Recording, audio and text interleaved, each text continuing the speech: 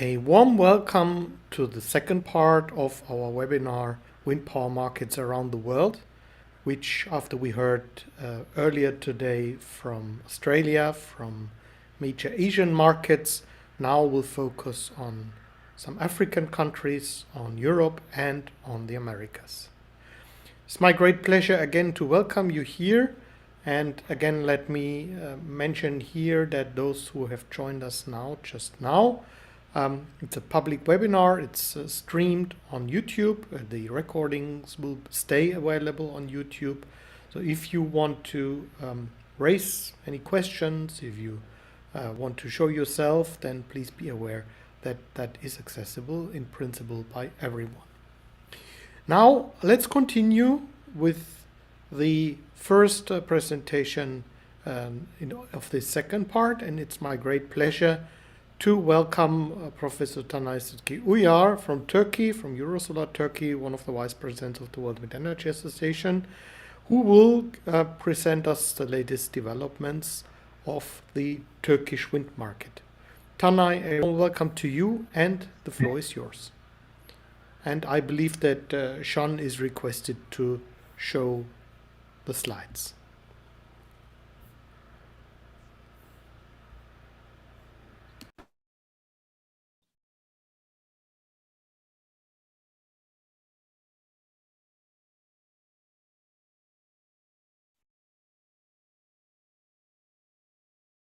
Now I am okay.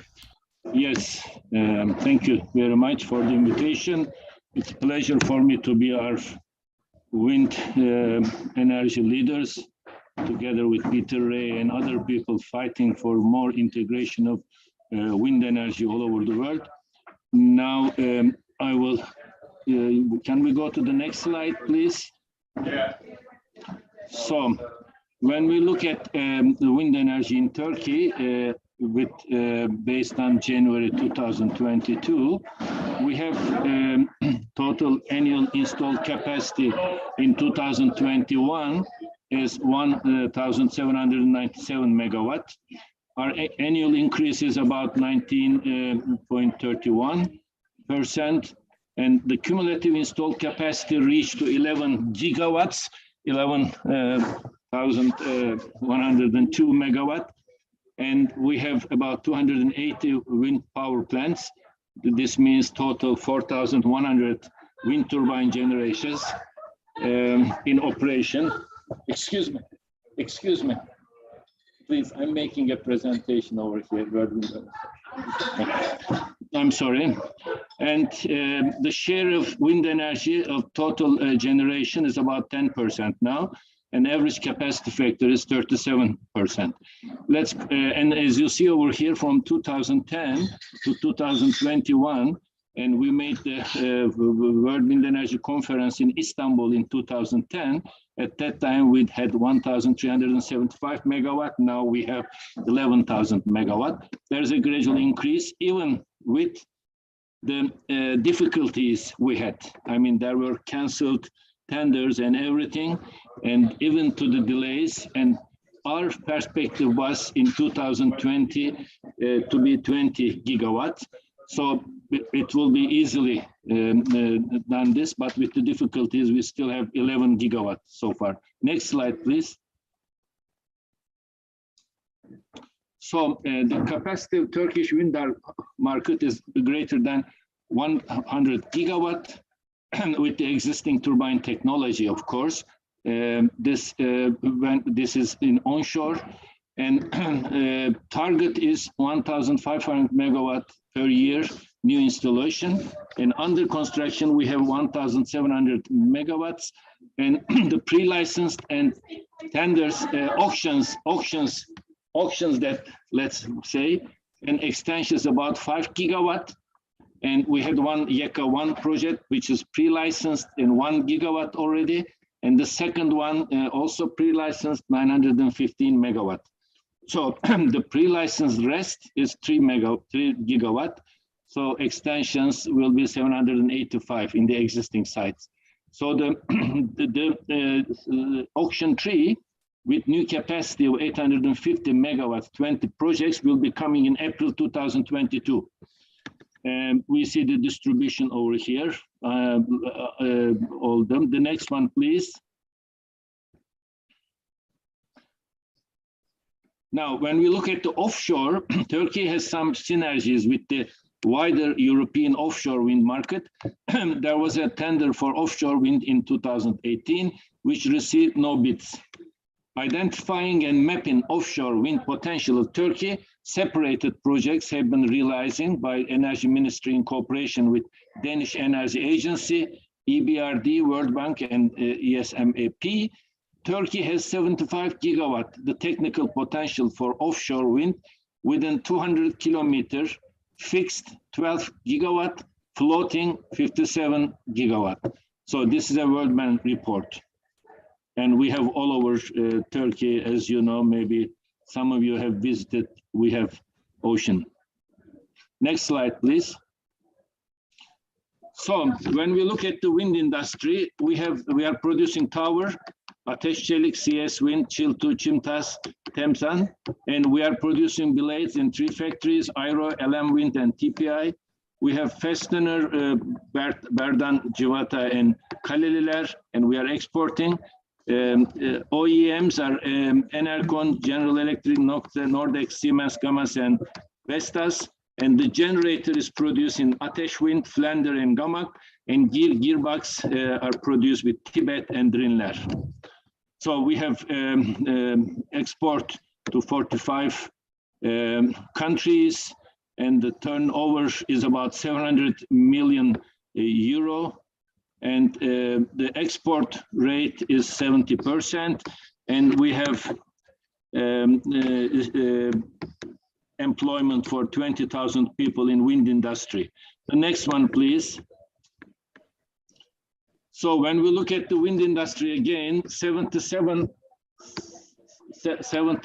small, medium, large scale manufacturers listed that are operating in wind industry. 70% generate their revenues from exportation. In order to assess wind energy sector's contribution to the economy, some indications such as employment number, product age, annual production amount, export destinations, and turnover of the company obtained from manufacturing companies. 32 out of 77 manufacturing companies located in Izmir and provide substantial employment opportunity. The next one, please. So when this inventory study goal is Turkish Wind Energy Association, maintain updated inventory of the wind industry, clarify the level of localization and determine the incentive needs of products, clarify machinery, equipment, trade figures, determine labor force, have the necessary data to prepare various industry-based reports. We have an industry catalog already in 2020. And we are the 5th biggest equipment producer in Europe in 2020. Next one, please. So we have a feed-in tariff mechanism. YEKDEM is the name. And Turkey's support mechanism for renewable energy investment started in 2011. We name it YEKDEM. For wind energy is $0.073 per kilowatt hour, and this amount can also vary slightly depending on the use of locally manufactured equipment in the plants. Local content bonus, that's the way it is, maximum $37 per kilowatt hour. The expiration date of the FIT was on 31st of December 2020. Feed-in tariff, but due to COVID-19, the deadline is extended to 30th of June 2021. The new YEKDEM regulation valid for wind power plants commissioned after June 2021. This YEKDEM period, first 10 operation years plus first 5 operation years, local content bonus. The currency now is in Turkish lira with an acceleration mechanism calculated quarterly and based on the producer price index, consumer price index, and fixed rate of US dollar and euro. Price escalation will occur up from 1st of April 2022 based on the listed prices. So the listed prices are, as you see over here, for hydropower is feed-in tariff 40 kurush per kilowatt hour, These are very low values, geothermal and biomass. So that's the situation in Turkey. Next, please. Next. Yeah. Now, as you probably know, we organize each year Ironic 2022. This year, we have achievements, barriers, innovations, and future perspectives. We are talking about the status in global energy transition. Now, in Turkey, almost all cities, after Turkey signing the Paris Agreement, is working on how to become climate neutral with the support of European Union projects also. So we shall see what will happen. Thank you very much for your attention. You are invited to submit and contribute with your papers to Ironic conference. The web address is ironic.org. Please look and take your contributions, join us so that we can contribute better for a rapid transition of energy systems to renewable energy with the related innovations and long-term planning and designing cities and with the roadmaps for faster, quicker transition to get rid of these fossil fuels and also reduce the total amount of people dying from air pollution in this globally shared world atmosphere. Thank you very much for your attention. Yeah, thank you very much, Tanay. That was a brief and comprehensive overview of what is happening in Turkey. Could you maybe highlight a bit what is the general situation now in terms of energy policies? What are the overall goals of the Turkish government? It seems that wind energy is seen as part of the energy system. Is there something like ambitious overall targets for Turkey?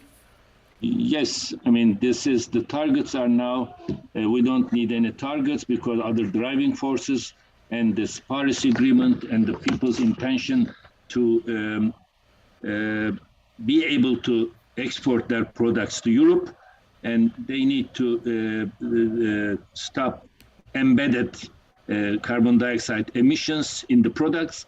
So almost the industry and is really working hard, automotive industry and steel industry, and they are just concentrating and looking for ways to build wind turbines and also mainly photovoltaic panels because now the petroleum prices are really became high. It's about now it is 20 Turkish lira per liter, about 20 Turkish, 1.5 euro about.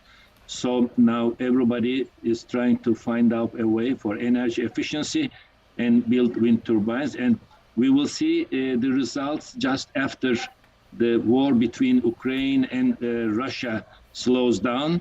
Then I'm expecting the petroleum prices will go down to 40 barrels and the renewable energy share obtained in this crisis will be a permanent and better for climate neutral cities, Europe and the world.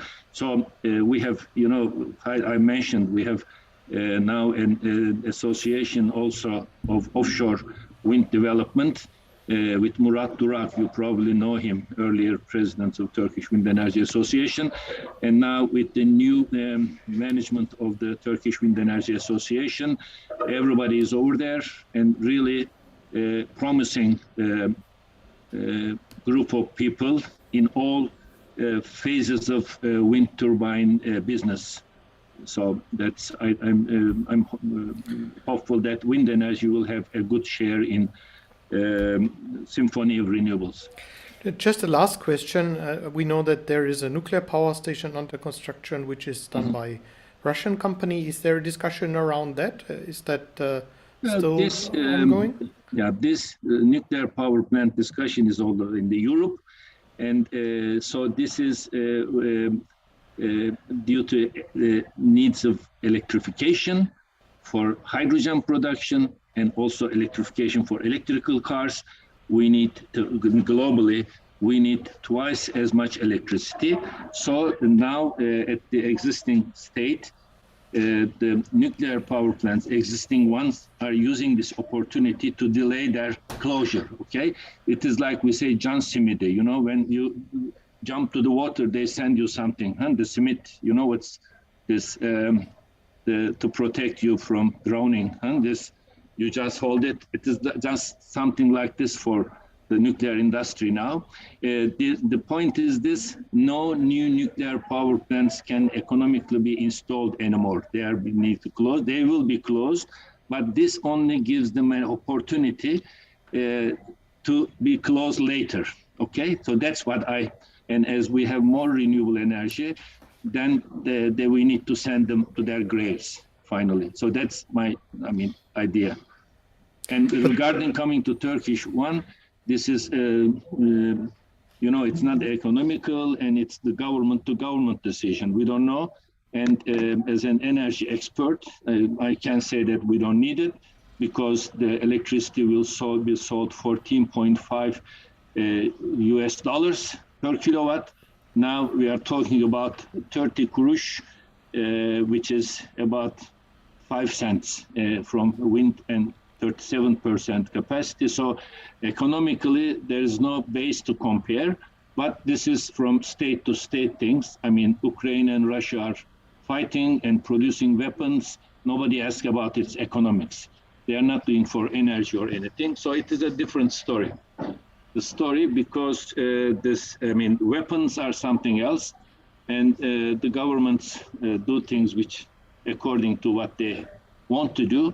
But it has nothing to do with energy production. That's what I mean. I mean, it's not, when you compare as an energy expert, I'm preparing long-term strategic planning of the cities and the Turkey. So there is no place for nuclear energy for this. Yeah, thank you. I think the economics are very clear. And then when we talk about independence or dependencies on other countries, that will get a new now dimension. Thank you very much, Tanay. Nobody asks European Commission how much $10 billion you spare for fight. I mean, that's another story. Fight and weapons, something. So, but for energy purposes, nobody needs nuclear power plants. And the existing ones, they want to delay a little bit their closure. So they say they are the solution. With wind energy, they say. I have heard this in Glasgow. They want to be friends with wind energy. That sounds good. Then I would say, I think obviously the expenses for military, especially from Ukrainian side, are certainly not something that this country wanted to do, or like the European Union side is forced to do now after Russia attacked Ukraine. But that is something that, of course, has many energy implications, but it's not something that is directly in that field. Now, let's come to Germany. And as our colleague Carlo Rica from the German Wind Energy Association has unfortunately at the moment is very busy with legislation, German legislation, I have the pleasure to guide you through the German part. I'm referring to statistics that we have from the German Wind Energy Association, and I will now show you. I hope that my slide, can you see my slide? Well, my first slide here? Yes, Stefan. Yeah, okay, thank you. Thank you so much. So I will give you a brief overview where Germany as the largest European market stands at this point of time. This is the development of installed wind energy capacity in Germany over the last more than 20 years. What you can see here, of course, is that really the development started in the year 2000. That was when the renewable energy law was introduced. At the moment, and let me underline, this is only onshore wind capacity. At the moment, there is an onshore wind capacity of 56 gigawatt, and in total with offshore, it's around 60 gigawatt at this point of time. What you see as well here is that the peak in new installations was in 2017. At that time, it was the onshore wind capacity was more than 5 gigawatt added in that year, plus offshore in total it was around 7 gigawatt of new capacity. There is a quite dramatic drop that is related to the introduction of auctions in the year 2017. So all those projects that were installed 2017 were still under the old feed-in tariff. You see that the market has is a bit stronger now in the year 2021.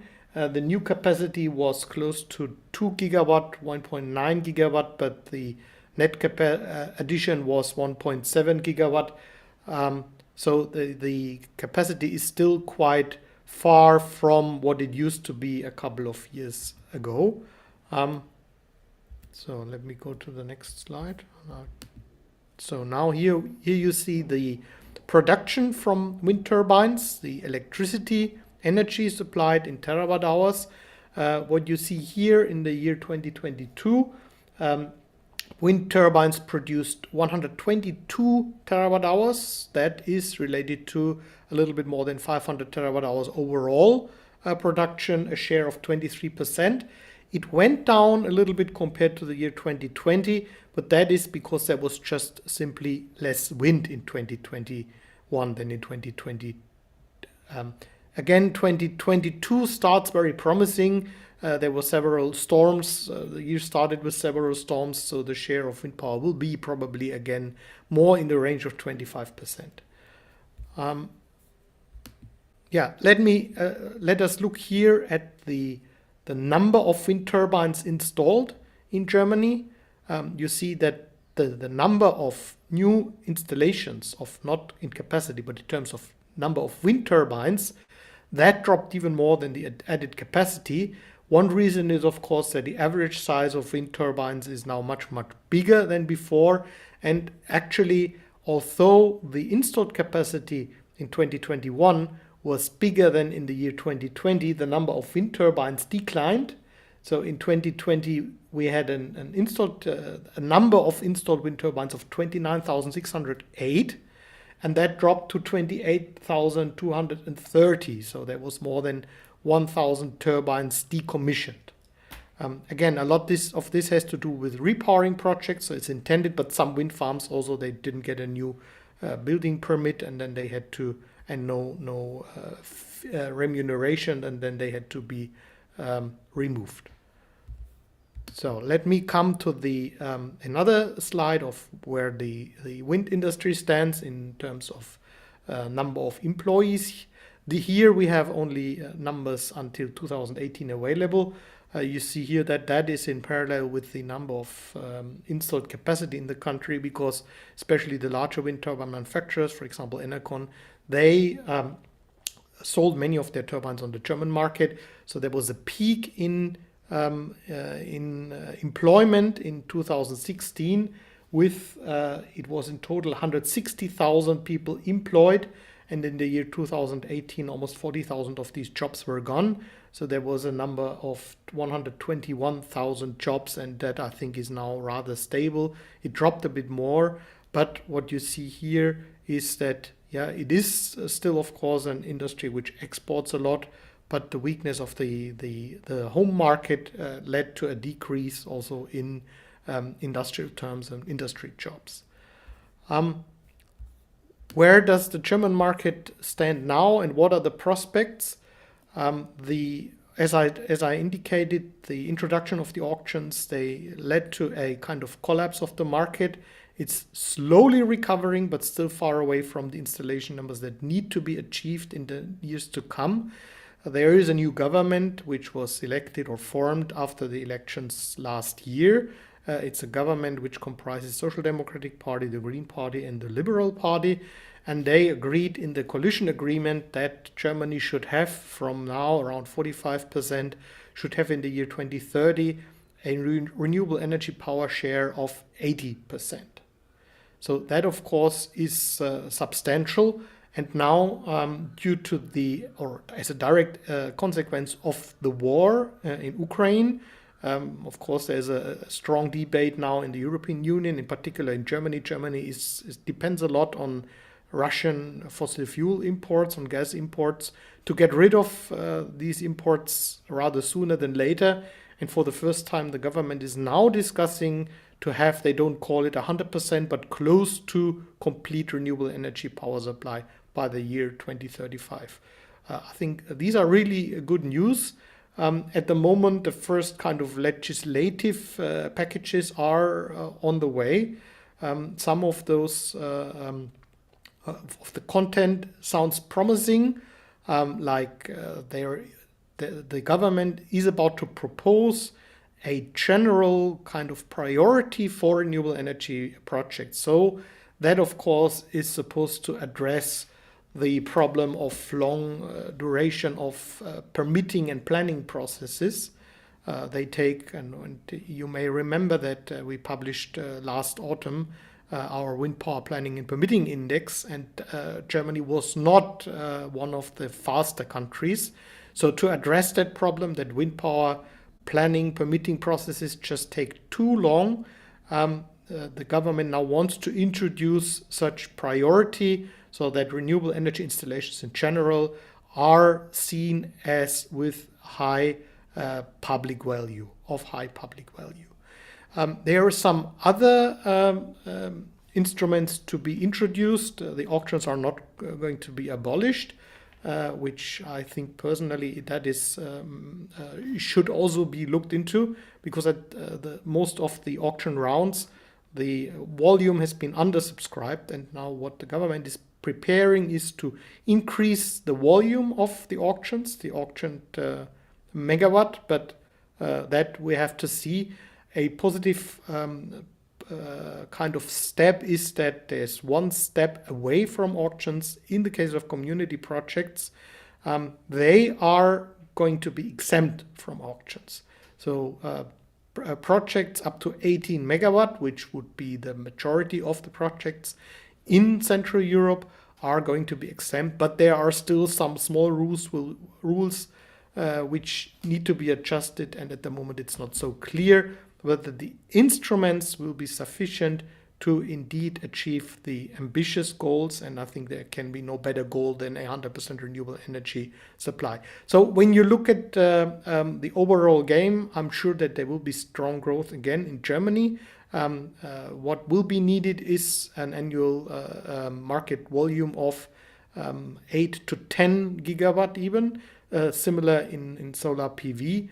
And it remains to be seen whether the legislative steps first have been now announced in what is called the Easter package just before Easter, and the second will be now in the so-called summer package, whether that will be sufficient to really achieve that growth, which is now officially the target.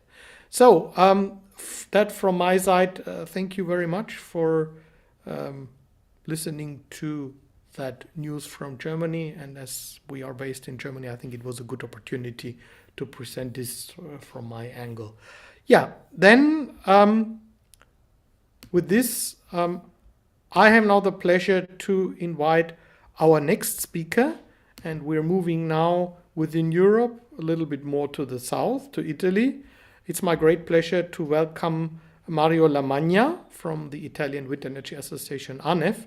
And let me mention at this moment that, of course, we have this year a special relationship, because ANEF is our host organization of our World Wind Energy Conference, which is going to take place end of June in Rimini, from 28th to 30th of June, where I hope, of course, that we will again meet many of you in person after almost 3 years of break. Well, Mario, you've been working with the Italian Wind Energy Association, and you're going to present us now the status of the Italian wind power market. The floor is yours, and a warm welcome. Thank you, Stefan, for the kind introduction. I hope you can hear me crystal clear. Yes. Correct. Good day to everyone. And I will start to present some data that I've collected to present the Italian framework regarding the wind power. I think you should see my screen.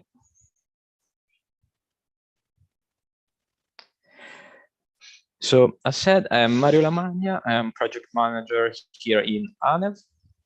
ANEV is the Italian Wind Energy Association. We have gathered more than 100 companies in our association, which involve around 6,000 individuals working in all the sector regarding wind power energy.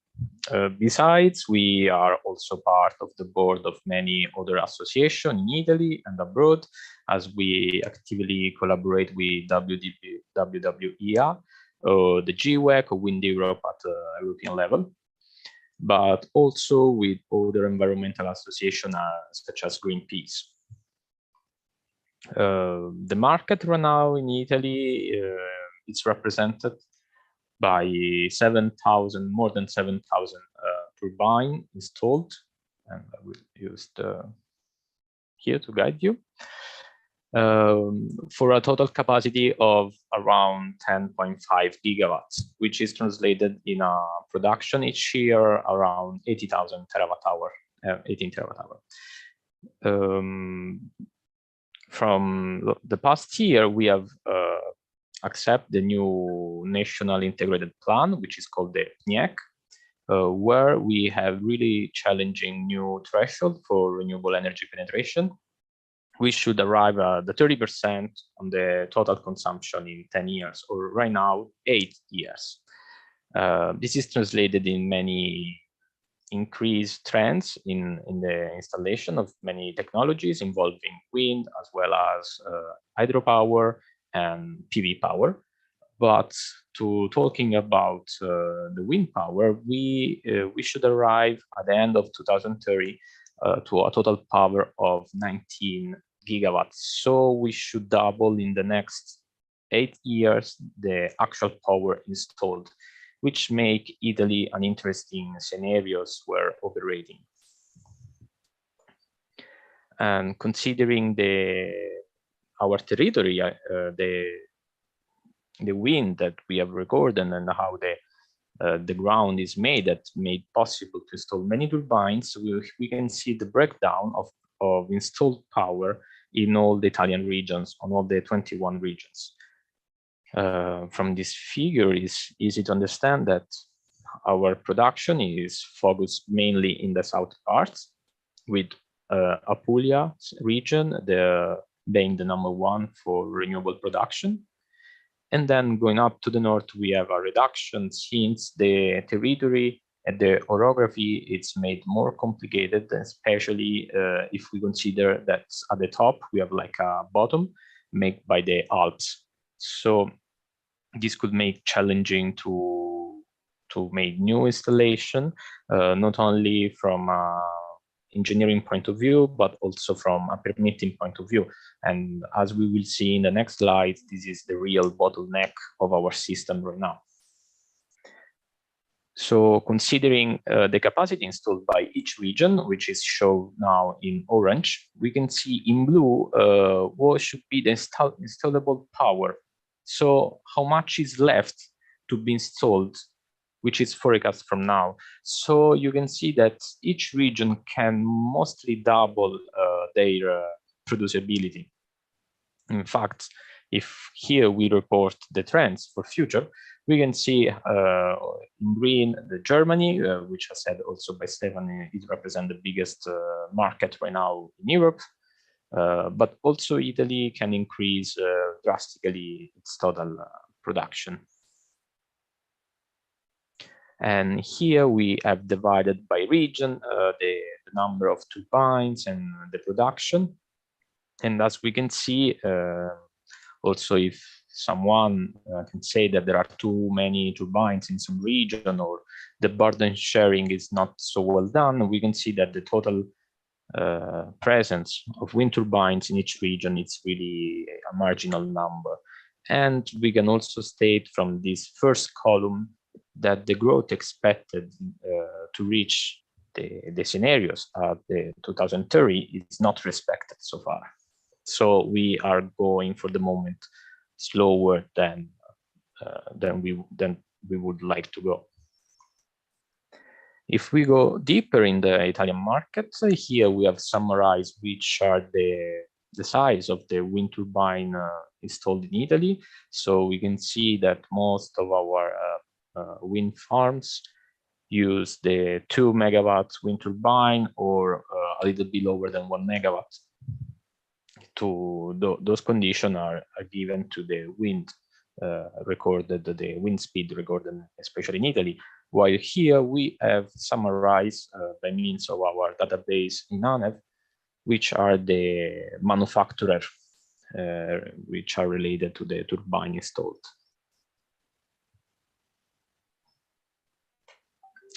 And here are reported the bigger player that we have in Italy. So, for example, ERG is a very good history, since they start from also fossil fuels, and now they already shift to completely renewable production. Then we have also Enel Green Power, which, as we know, is the Enel society 100% dedicated to renewable energy, and many other realities, smaller but also not that small, that contribute to make the entire Italian panorama of wind energy. And so here we can see what I was telling you before about the bottleneck that we are experimenting. In blue, there are reported the megawatt installed by each year. And we can see from 2012 a drastic reduction of installation. And this is due especially for delays in the permitting phase, in the authorization phase. But if we see at the future, so where we have to arrive, so at that 19 gigawatts of power, of installed power, we see that as a country, we have the resources to send our objective. Since the forecast production spread in the next 8 years, it will not be higher than the highest installation recorded in the past. So the industrial stakeholders, which are already on the territory, can cover these demands. We have the means to reach the objective, although a new companies are always welcome to help us to reach this energy transition. And if we go about to reach our goal, we are not considering a really important part of the wind power energy, which will be represented by the offshore energy. Offshore, especially the floating technology, is opening a new, totally new scenario in Italy. For the moment, the only offshore wind farm in the Mediterranean area was just opened in Taranto. It's not a real offshore plant, it's more a near offshore plant, but this is a beginning. And to still considering which are the Italian plans for the future, we have said that for the onshore wind farm, we have to reach 19 gigawatts. But if we see what is expected by the offshore, the total demand will be around 0.1 gigawatts. But if we go to see the 40 offshore wind farm projects already sent to the authority to be authorized, we will see that our demand right now is around 30 gigawatts, so 30 times bigger than expected by the central government. For this reason, right now, as ANEV, we are trying to promote to increase the power envisaged by the plants regarding the offshore power, since we have a very good availability on our shores. But similarly, we are not only pushing to this, working in collaboration with other environmental associations which are present on the territory, such as Legambiente, Kyoto Club, but also international as Greenpeace, but also the WWF. We have developed a manifesto to support the offshore spread in Italy. And right now we are in the process to present the first permitting phase to be followed by the Italian offshore industry, since right now we have no guidelines regarding the offshore installation. So we are also trying to help the government, the policymakers, to understand better what is the offshore technology and which big opportunity represent for the country in terms of energy independence, energy resiliency, but also for new works opportunity. And so thank you for your attention. If you have any question, I'm here for you indeed. And you can see my contact at the end of the presentation, our website. And I really hope to see you in person maybe in Rimini this year. Thank you. Yes, thank you very much, Mario. And let's underline that the conference will take place almost inside of the maybe one of the first offshore wind projects, which, as far as I understand, is there's planning to have it in the Adriatic Sea at around Ravenna, right? Yes, correct. The first real offshore project should take place on the shore of Rimini and Ravenna, so really nearby, because that zone in the past was used for extracting gas. So there will be a retrofitting of the old infrastructure to make it more sustainable, and also considering all the knowledge and expertise that we have developed during the years, knowing very well the basement of the sea in that area. So if I may ask you a similar question like Tanay, the current situation with, now we heard just yesterday that Russia will not sell any more gas to Poland and Bulgaria, and Italy and Germany, I think, are the two countries also with very high shares of gas. Does that have an impact now on the discussion about the role of renewables and wind energy in Italy? Yes, it has. Right now, Italy depends mostly for the 40% of its energy by the Russian gas. So it's a huge percentage, but in the past, in 2014, it was even higher. So we already start this process to decrease this dependency. From one side, we have seen the governments that want to bet, but I don't know how we can still say to bet on renewable energy when it's already clear that they are a valid solution and they can be at the market without any incentive. So already listened that the government still said to bet on renewables is something really updated. But also we are seeing that the government right now is seeing a new contract for gas import from other countries. So yes, we are changing a little bit our direction. We will not deal probably with Russia, or not anymore in the same magnitude as in the past. But to be honest, we're in the situation, it seems just a shift between the suppliers and not a shift to another energy system. Maybe this can give a little push, but we have to still work a lot on this. Anyway, what I see, we heard this morning from, or not this morning, but in the first session, we heard from Pakistan, where there are some reports that Pakistan is also relying on LNG gas, which now some European countries want to have as well. And at the same time, obviously, it was mentioned that Eni is at the moment not fulfilling its gas contracts, delivery contracts with Pakistan, assuming that goes somewhere, maybe to Italy. So there is obviously the pressure will probably become stronger. And will that then, like gas, is it used in Italy for heating? So that would be replaced by maybe heat pumps, or what is the main? Could be. There are many initiatives to have more efficient system in our buildings. But also right now the government is investing a lot, or is supporting a lot especially the construction retrofitting. So to change the facade of the buildings in a way to be more isolated during the winter, and this way to reduce the gas consumption for heating system. But also the heat pump system is something that is becoming more and more consistent during the time.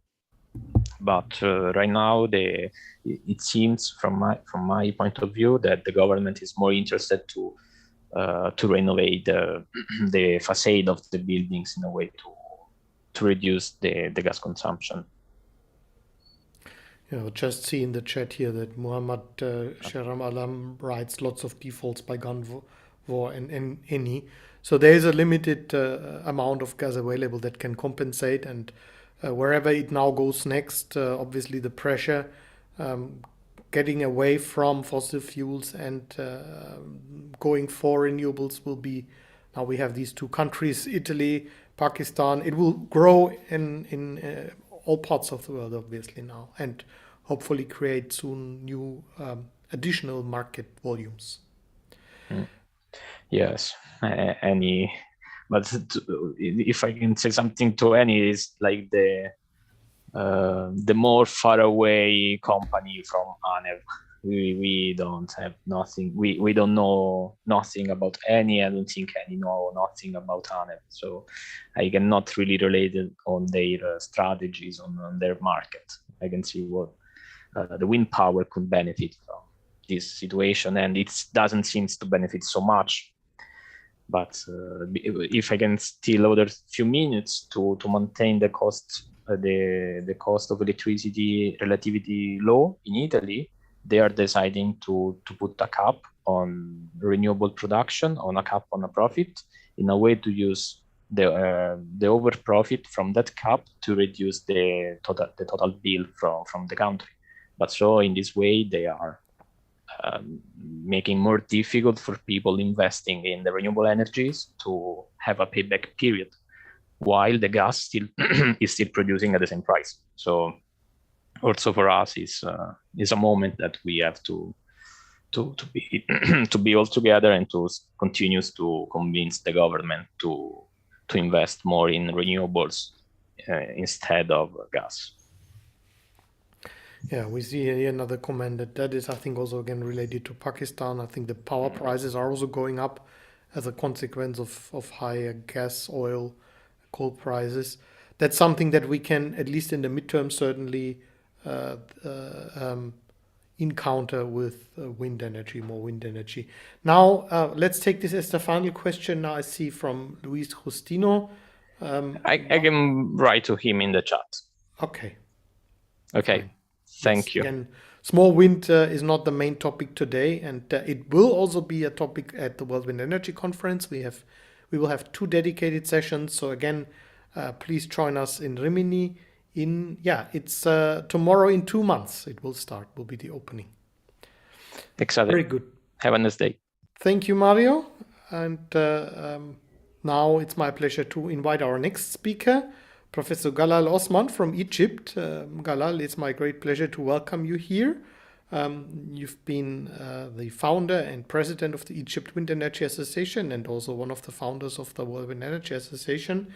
And you will inform us not only about Egypt, but the MENA region. Galal, I'm very happy to welcome you here and would like to leave the floor to you now.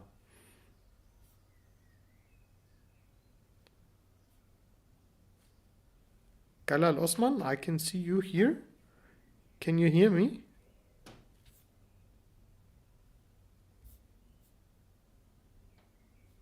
Galal? So I don't know whether there is a technical problem.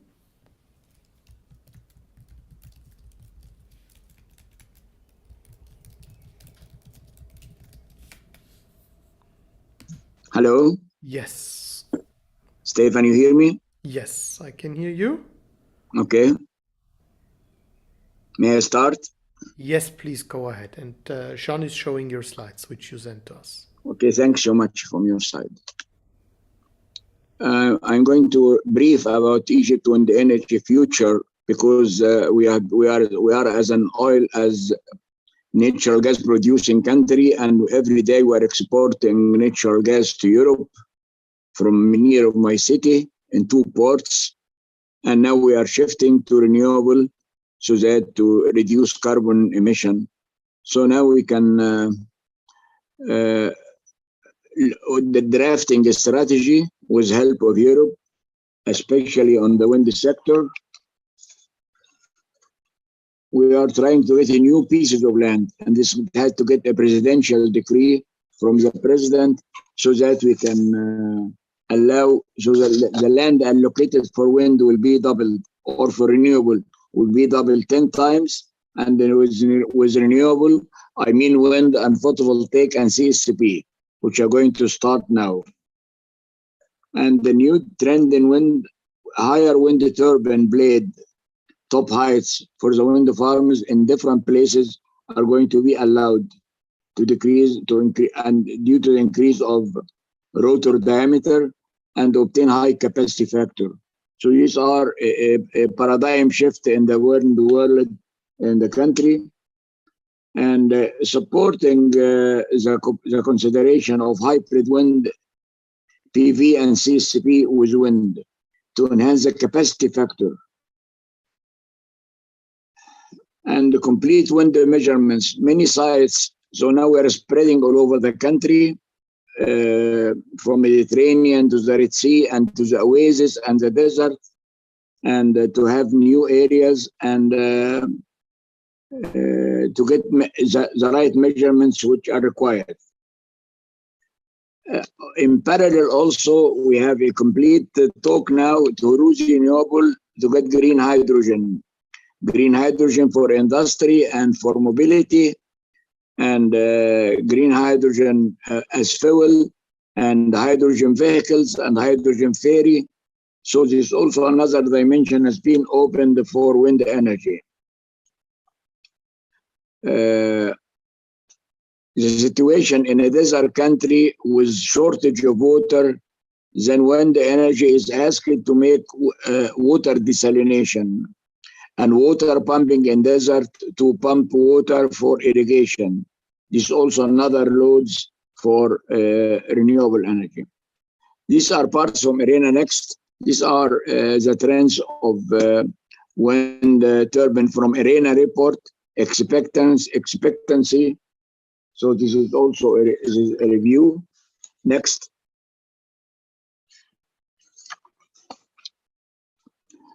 And this is the life expectancy for wind turbine and the prices of consumption. So it is very clear for us that cost of electricity is decreasing and the price of wind turbine is also decreasing. So now we are enjoying the lower trend of manufacturing wind turbine and having cheap electricity, which is competing now with fossil fuel electricity, and it is clean and no emission. Next. All of you know that we have been starting since 20 years in wind, and we have the smaller wind turbine.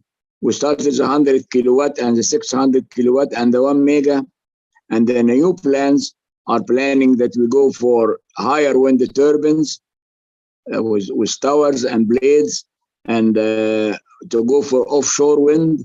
So this tendency has been drafted by a group of consultants to the company, to the government, get new areas, get new wind measurements, having hybridization for the system. Next.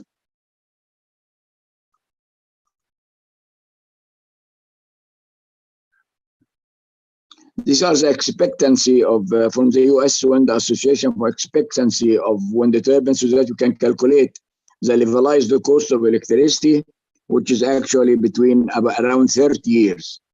So this is statistics from the American wind turbine manufacturers. Next.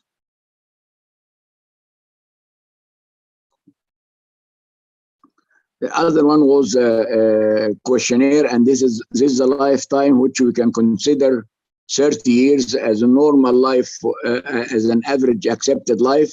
So that's the realized cost of electricity. and then we can calculate out the economy of the project. So these are from the studies around the world. Next. Digitization and to use system automation, all of these things offer better situation for wind turbine and artificial intelligence and all the different new items included in digitization is adding an asset to the system. Next. Now I'd like to stop a little bit for the country. This is a map of the country, which is completely desert, and we have problems with water coming from Ethiopia. So running shortage in water and the deserts, then we should go for agriculture. And with high rate of population annually, we are suffering from 2 million persons per year.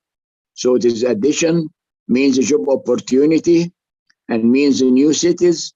Then we should spread around the country. So the new map of the country was where the country was covered with only fossil power plants, 30 gigawatt, only was fossil fuel. And I was sick with 96% or 90% of the energy of the country is coming from fossil fuel, carbon emitting, and only 10% from renewable.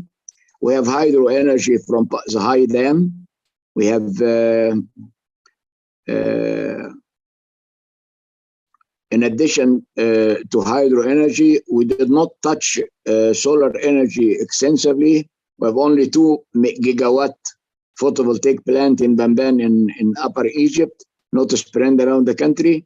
And now the trend is now to go for CSCP, combined heat and power plants, with PV plus wind, so that we give more support for the grid by hybridization of wind and solar in many locations.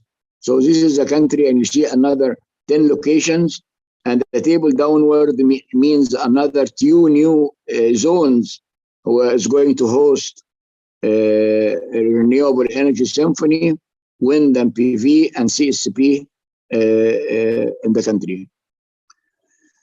The plans are to increase the penetration of wind energy and renewable energy, and to diminish the fossil fuel production, so that we have the gas to export. And even now the notion of exporting sunshine or vessels carrying sunshine from Egypt to Rotterdam and here and there. So this is a way to export our renewable energy, wind and solar, either in form of electrons or in form of particles by having electrolyzer and fuel cell, and then we get the system to get green hydrogen and usually export green hydrogen in different ways. The country with high population is having difficulty of importing food in a desert country and shortage of water. Then there is new renewable industry. Plans are to get wind turbines to have green electricity, so that to produce green ammonia. So this is the new dimension. But energy storage is also some places who are pumping storage in Ataka and in the Nile, but energy storage from wind energy by wind and solar is being exploited. So actually it is now a revolution in the country to phase away from fossil fuel after 91% or 90% of fossil fuel, to go to increase it to 30 or 40%. And I show you the studies we have been doing. I've been making modeling with MATLAB and SAM and Wind Pro, so that to how much penetration is going to happen. So let us move the next one. I have 2 or 3 slides. As you see, in red, this is a fossil fuel. This was the history for the years, and we know only electricity means burning fuel, meaning power plant.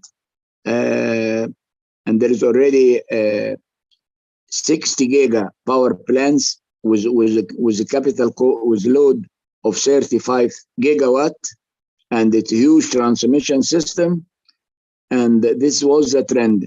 Now we are trying to introduce wind, and later on solar, and this is and pumping storage. So this is a different scenario for energy generation in the country. So we are shifting. It is ambitious plan. There is no local industries. Legislation should be determined. The economy should be considered. And this is let me take you to tour what is happening in the different time frame till 2040 or 2050. Next. Today we have about 1,500 megawatt of 1.5 giga or 1,500 megawatt of wind turbine capacity across 30 years. Now we are going to have jumps, leaps. In 2025, 755 per year, or 50%, which we took us to build during the last 30 years. And the good wind sites were having a smaller wind turbine with a smaller capacity, 100 and 600 kilowatt and 0.850 kilowatt, the smaller capacity. All of these sites are going to be replaced by bigger size, the 5 or 6 megawatt wind turbines. Plans also on the study as are showing we should jump till 1 gigawatt per year, and until 1940 is going to be 3 gigawatt per year of wind. So this is the leapfrogging of the annual increase. Such plans needs infrastructure, needs roads, needs towers and the blades and grids, to be grids and so on. So this is an evolution for a new system to escape from fossil fuel and to jump on the wind and solar, PV and CSP. Next. This is a pie chart for renewable energy. As we see, the red part, 70 or 80% of fossil fuel, and then the green is wind, is coming to be introduced, and the other one are PV. This is a plan to get 22% renewable energy. Today we have 10% renewable energy. So what the plans now is to shift it to 23% of renewable energy, and the red sector to diminish, and then the blue and the yellow, solar and wind, PV and CSP, and wind on land and offshore to expand. The time horizon for the next year, please see the next slide.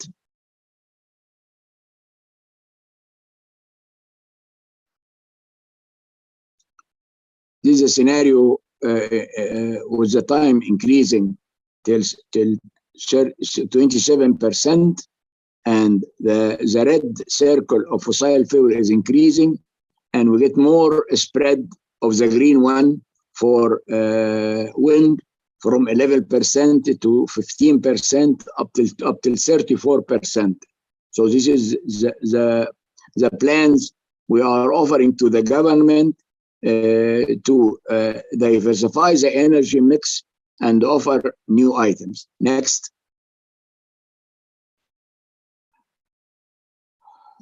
With this scenario, we will have renewable energy up till 49% by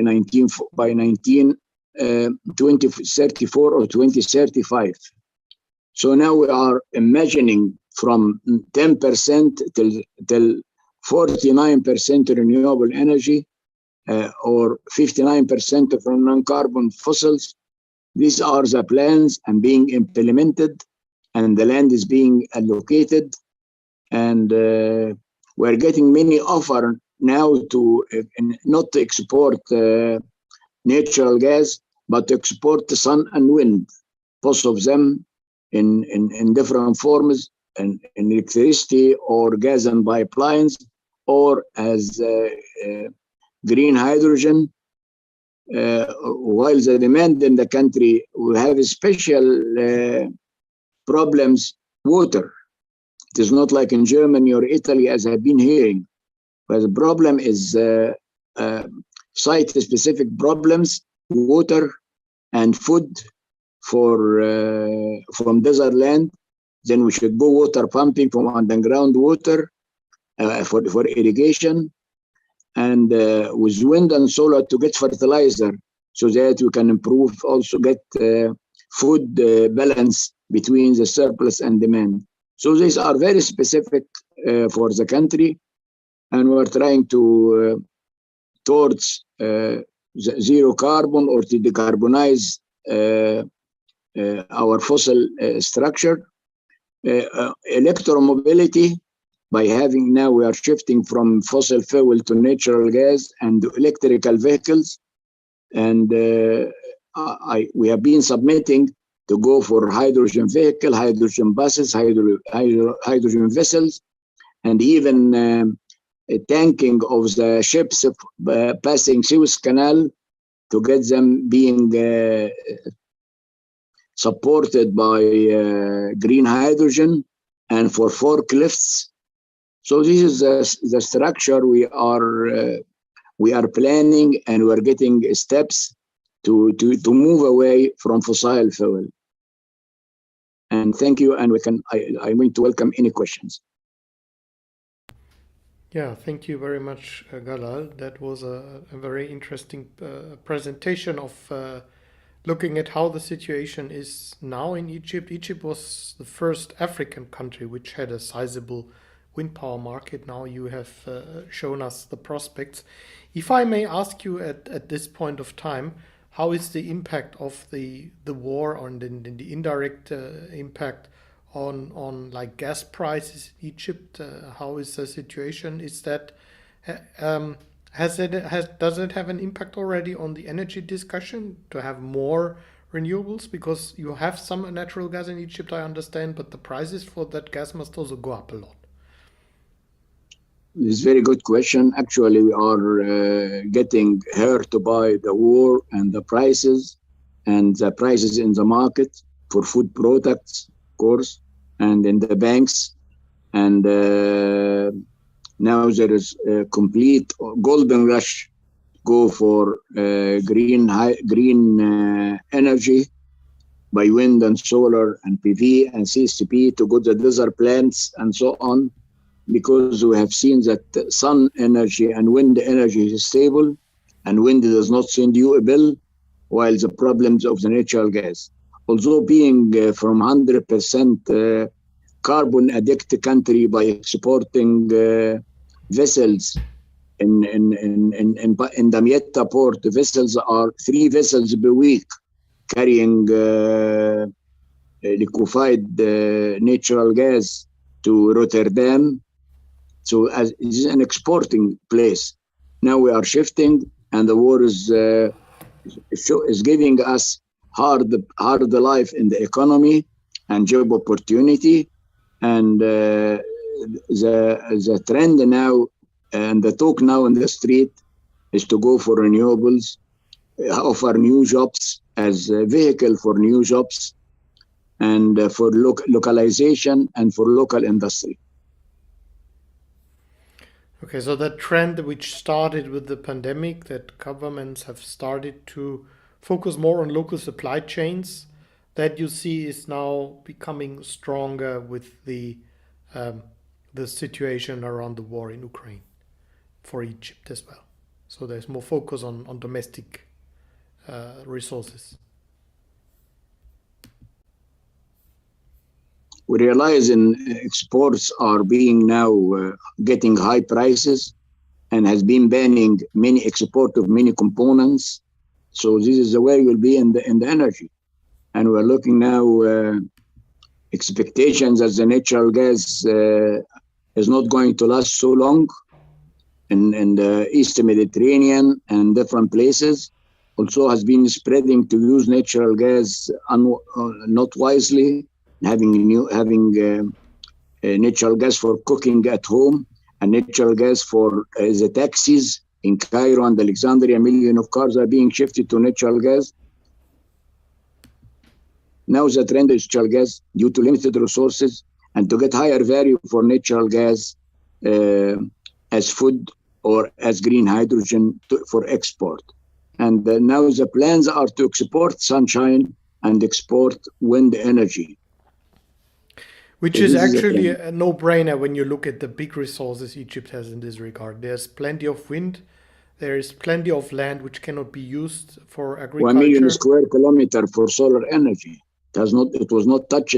It's a small plan in Aswan, 2 megawatt photovoltaic. And the plans are there to get CSP plants and to get PV and to be hybridized by wind. And the wind turbine are in old fashion. In the prime site, you have 600 kilowatt wind turbine. And in parallel of that, grid modernization. You should have robust grids to absorb and to get more stability with the new loads coming from wind. As now we are talking about 5% wind or 10% renewable. And the shift to 40%, this needs a lot of strengthening the grids and a lot of changes in the country. Even the roads to have to make the logistics of transport of blades. You don't have the roads to have the trucks can have their maneuver. So a lot of logistics, unless it's coming by ports and so on. So it is a new paradigm shift in the country. Yes, I think this is very interesting to hear. So again, thank you very much, and thanks a lot for providing these insights from Egypt. Let's also mention at this occasion that Egypt has an important role this year because it's going to host the UN Climate Change Conference, COP27, in Sharm el-Sheikh in November, right? Welcome you, November 8th. Mm-hmm. Yeah. Very good. Welcome to Sharm el-Sheikh after Rimini. So this is a schedule. Yes. So, yes, indeed. We meet in Rimini end of June, and then we meet again in Egypt. Yes. Welcome in Sharm. So again, thank you. Then I would go to our next speaker. We still stay in the region, Northern African region, and we have a presentation now from Khalid Benhamou, who has been managing director of Sahara Wind, which is a company that deals with developing the also huge wind potential in Morocco, for Morocco, but also looking at options beyond using it in Morocco. And Sean, I would request you to now start this presentation. Yes, it's a pleasure to present today the wind power markets in Maghreb countries. I'm going to talk about the installed capacities and future trends that look very promising, particularly on the western part of the Maghreb. But to start my presentation, I'm going to go geographically from the east to the west, starting with Tunisia, that has an installed capacity of 243 megawatts, and 530 megawatts are under planning. Some of it is under construction. As you can see, the capacities have been installed for a while, since the year 2001 at the Sidi Daoud wind farms and Metlin Ketchaba projects. These are all public wind farms, and there is a 30 megawatt Sidi Mansour private wind farm being built as we speak, and extension of several 100 megawatts being planned under concession schemes. So Tunisia has a renewable energy plan of 30% renewables by 2030, which will translate into a capacity addition of 3.8 gigawatt. About half of it will be wind energy. The rest will be essentially solar power with some CSP and biomass capacities. A new legal framework has been established, and key investments are needed because most of the wind farms that are planned will be on private concession schemes. And that is extremely critical for the Tunisian wind energy prospects by 2030. I'm going to move on now to Algeria's wind energy capacities, very limited, only 10.2 megawatts have been installed. Obviously, there is a significant wind energy potential of over 7,000 gigawatts, a technical potential 35 terawatt hour per year. Algeria's grid is robust and is also gas-fired, and that's why it will be very easy to install additional renewable energy capacities and manage the grid with a high penetration of renewables. The national program aims to reach 22 gigawatt of renewables by 2030. The program will be mainly solar. About a quarter of that program, 5 gigawatt, will be wind. The remaining will be split between biomass cogeneration and geothermal energy. A new law on energy transition has been prepared, but renewables are slow to take off. There is a slow takeoff of renewable in Algeria. There is a political will, but it is not being implemented effectively in that country. Due to a lack of renewable development, it is now obvious that emission reduction targets will be missed by Algeria by 2030 because of the additions that will be needed to meet that target.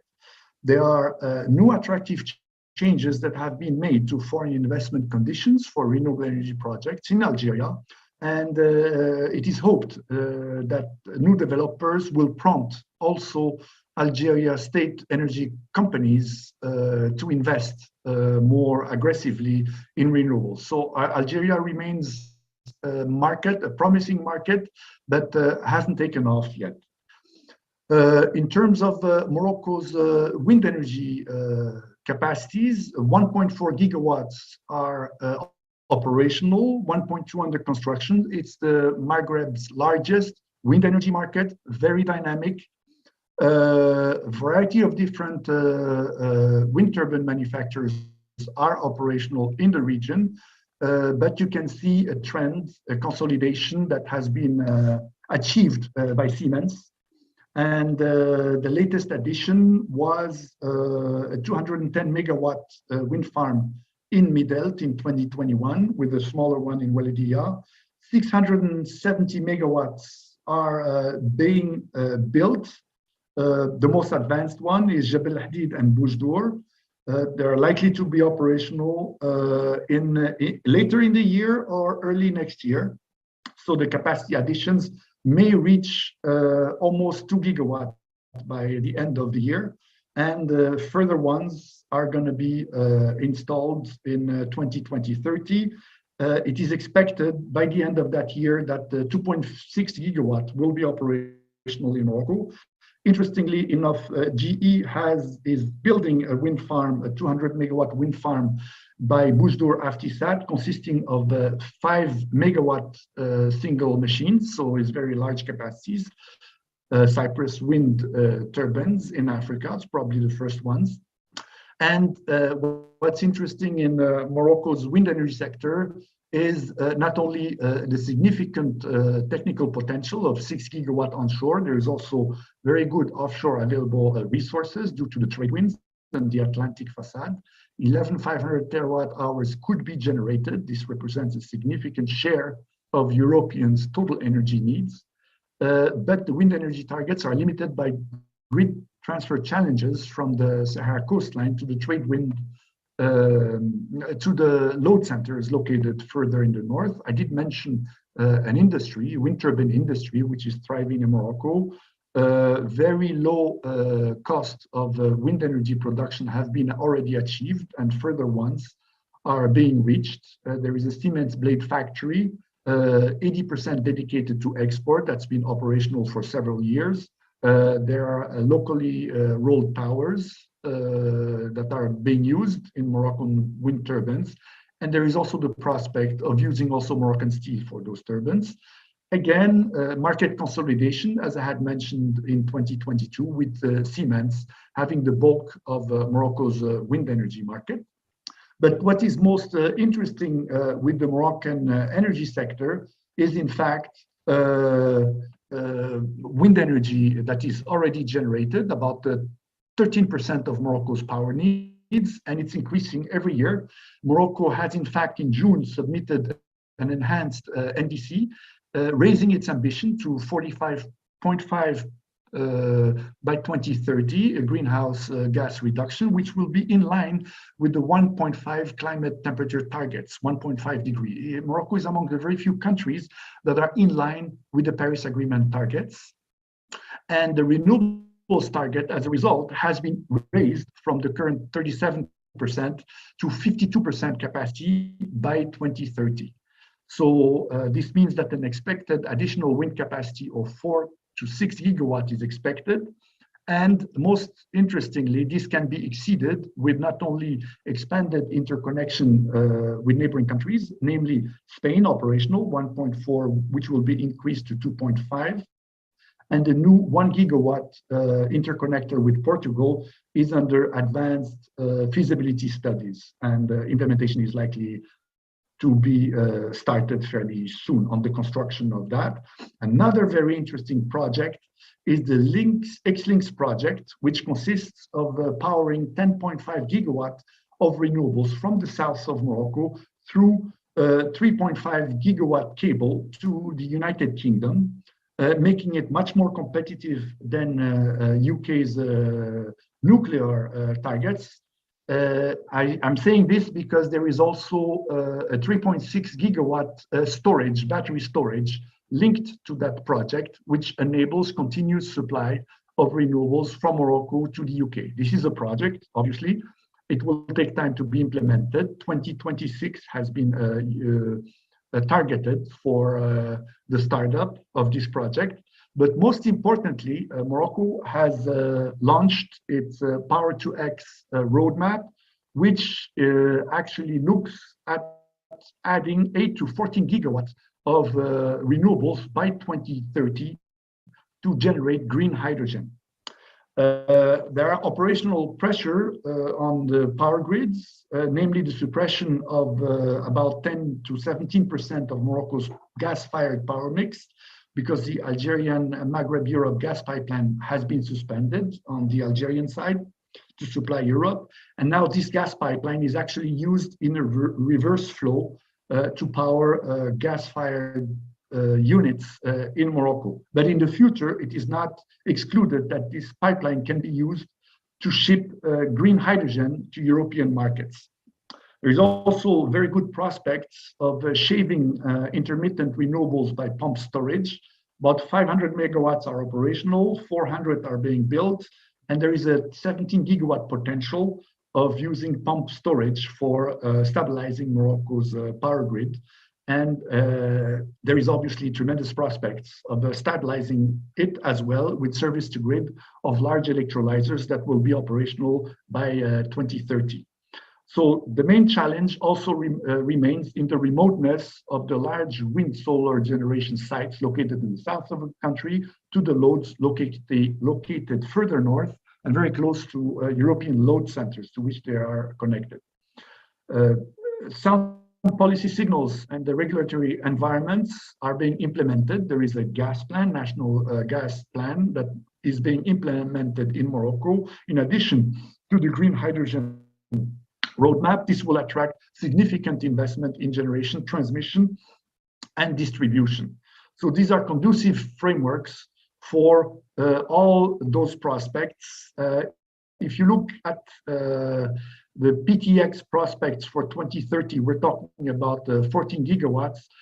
This by 2030 is likely to be multiplied tenfold by 2050 because the prospects of Power to X with very competitive, not only ammonia that can be shipped by boat, and 2 million tons are being actually used in Morocco, gray ammonia, which can be shifted to green ammonia, but most importantly, the proximity of Morocco to be able to ship compressed pipeline to Europe, compressed hydrogen, green hydrogen through pipeline to Europe, makes it a very compelling alternative to supply green hydrogen to Europe. Mauritania's wind energy prospects are also outstanding in terms of potential. There is actually 34 megawatts operational, 100 megawatt wind farm at Boulenoir is almost being completed. There is an interconnector between the north and the south of the country, over 450 kilometers, that has been 225 kilovolt line that has been inaugurated, that is not yet operational, and grid expansions are forecasted towards Senegal and Mali. The future Power-to-X applications are also very impressive. A 30 gigawatt wind solar Amman project, $40 billion, is ongoing, with the MOU being implemented. Over 8,500 square kilometers of land capacity for producing ammonia, and another 10 gigawatt wind solar Noor project, offshore on an offshore area, is also being implemented simultaneously.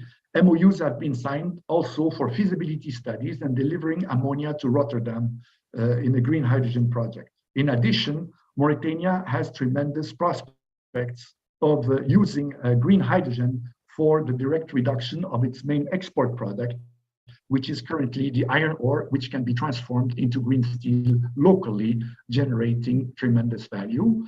And I'd like to finish my presentation by showing the map with the trade winds that are the origin of 70% of the world phosphate reserves that are used for fertilizers.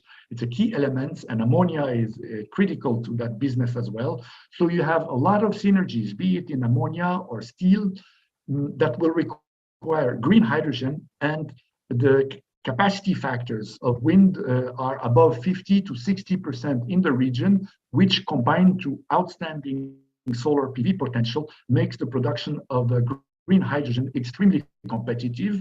And as I had mentioned earlier, not only are the iron ore deposits very large in the region, the desalination prospects are very big as well to support not only the needs of the cities in the region. Lots of capacity is operational, a lot of capacity is being planned. The whole Moroccan hydrogen roadmap is based on desalinated water, of course, with renewables, and that will increase tremendously the amount of fresh water that can be generated for both the cities and the agriculture of the country, in addition to powering the green hydrogen program. You need about 1,000 times less energy to desalinate the water as feedstock for a ton of green hydrogen than what is needed for electrolysis.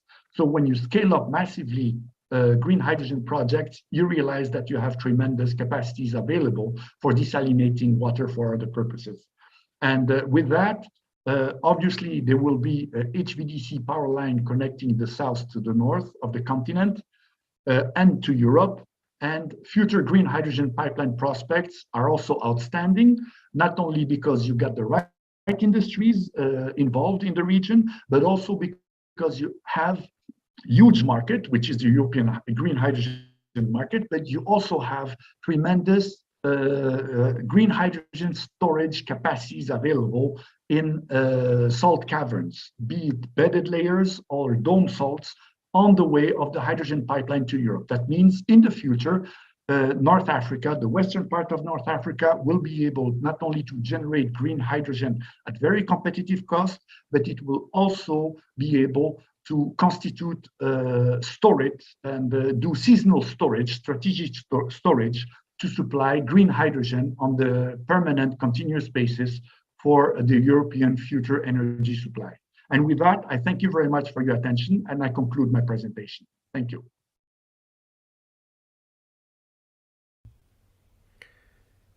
Yeah, with this, also a great thank you to Morocco for this presentation not only about Morocco, but the whole Maghreb region. I think it is amazing to see that the discussion is now far beyond only supplying renewable energy for the country's needs, but also to generate an excess and then share that with other countries in the region.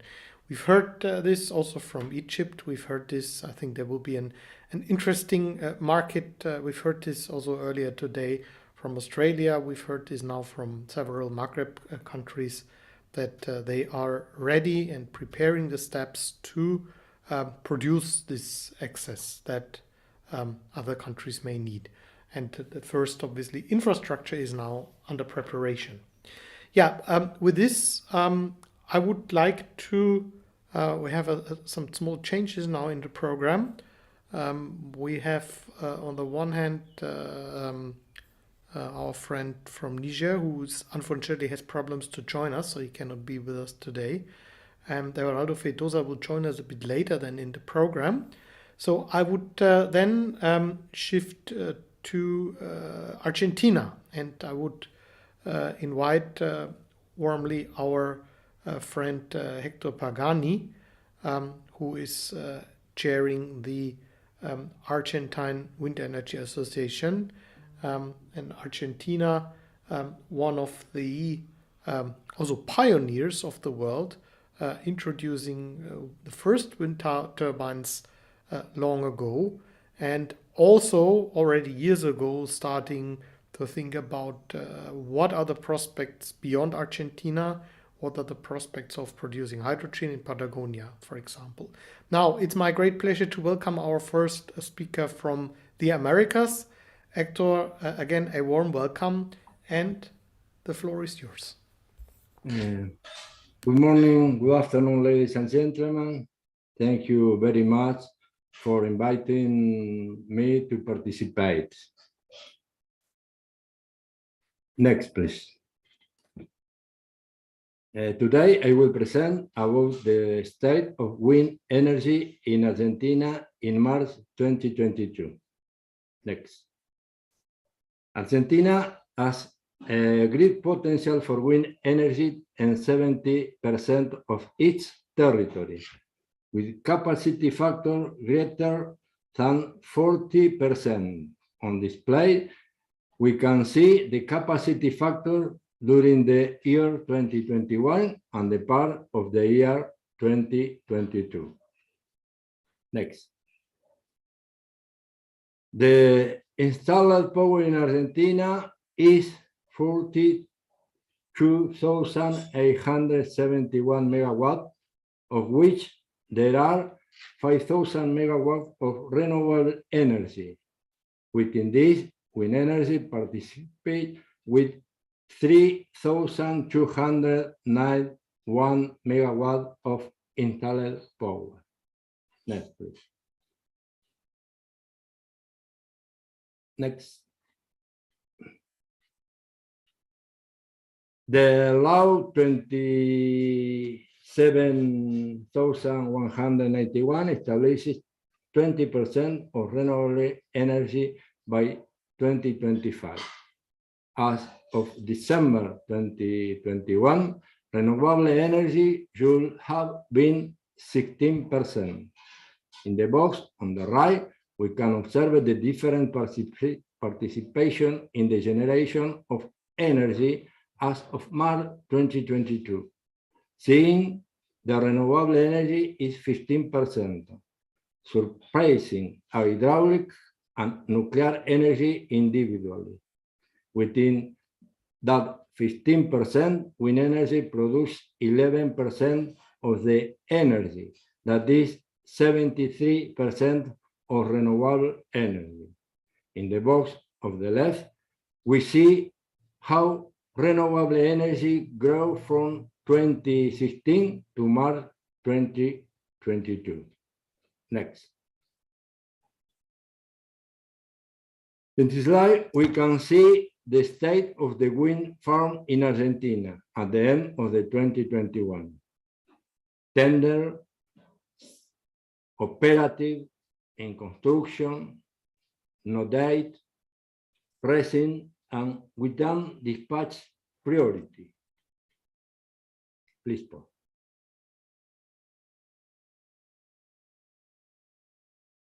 Here we can see the distribution and status of the wind farm as of March 2022. Next, please.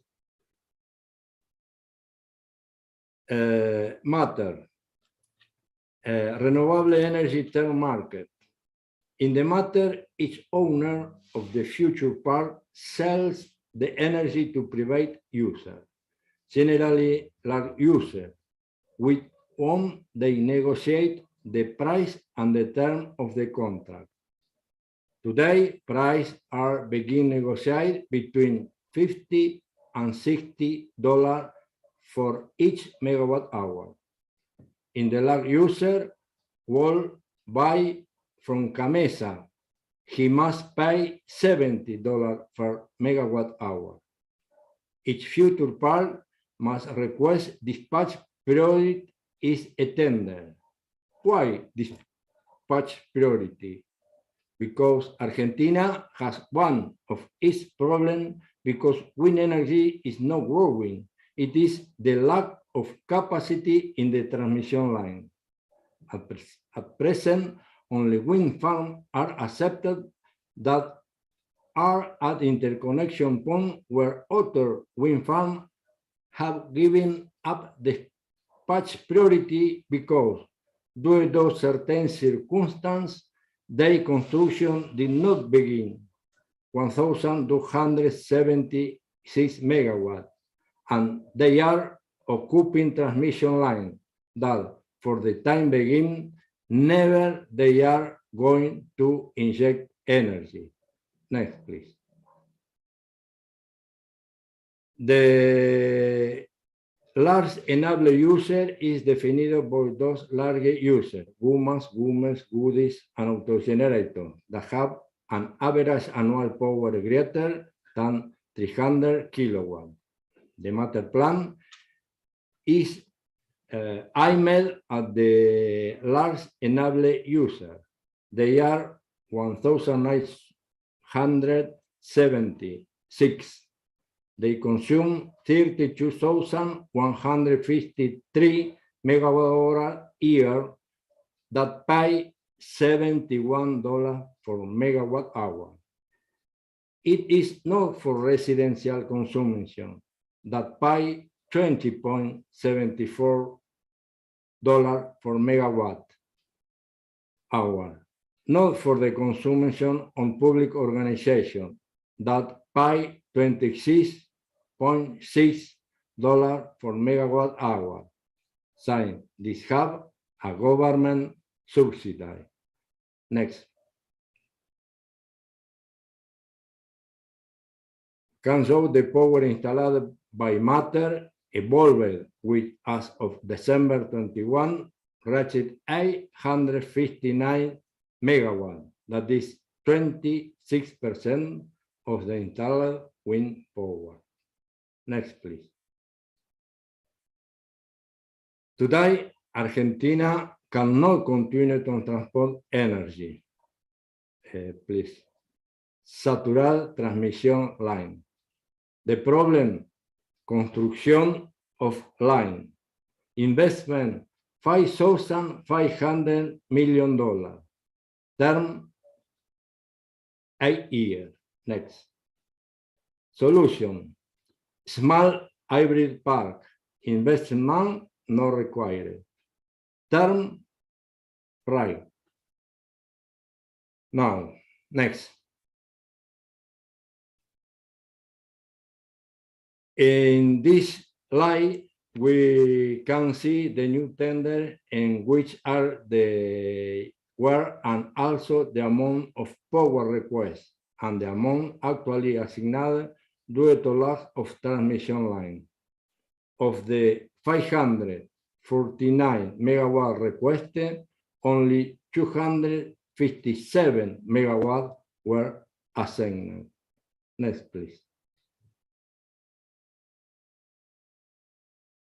We can see in this table the different areas of Argentina where are tender for wind farm are carried out, and previous table suggests that wind farms were awarded in the region of Comahue, Centro Cuyo, Atlantic Coast in Buenos Aires, and Patagonia.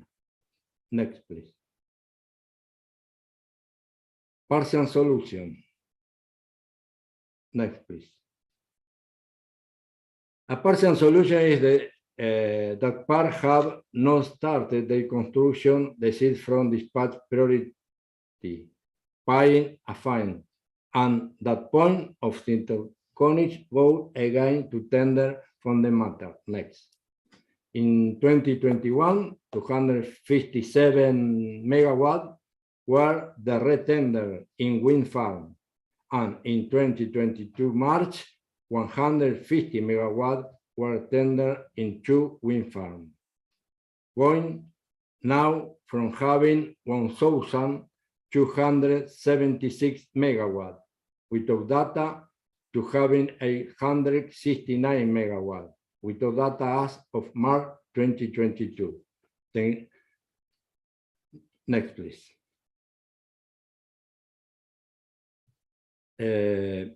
The Argentina to 2035 should have 30% renewable energy. I mean that we are going to need to have 10,000 megawatts of installed power, only the eolical energy. That is to double that planet for 2025. Thank you for your time.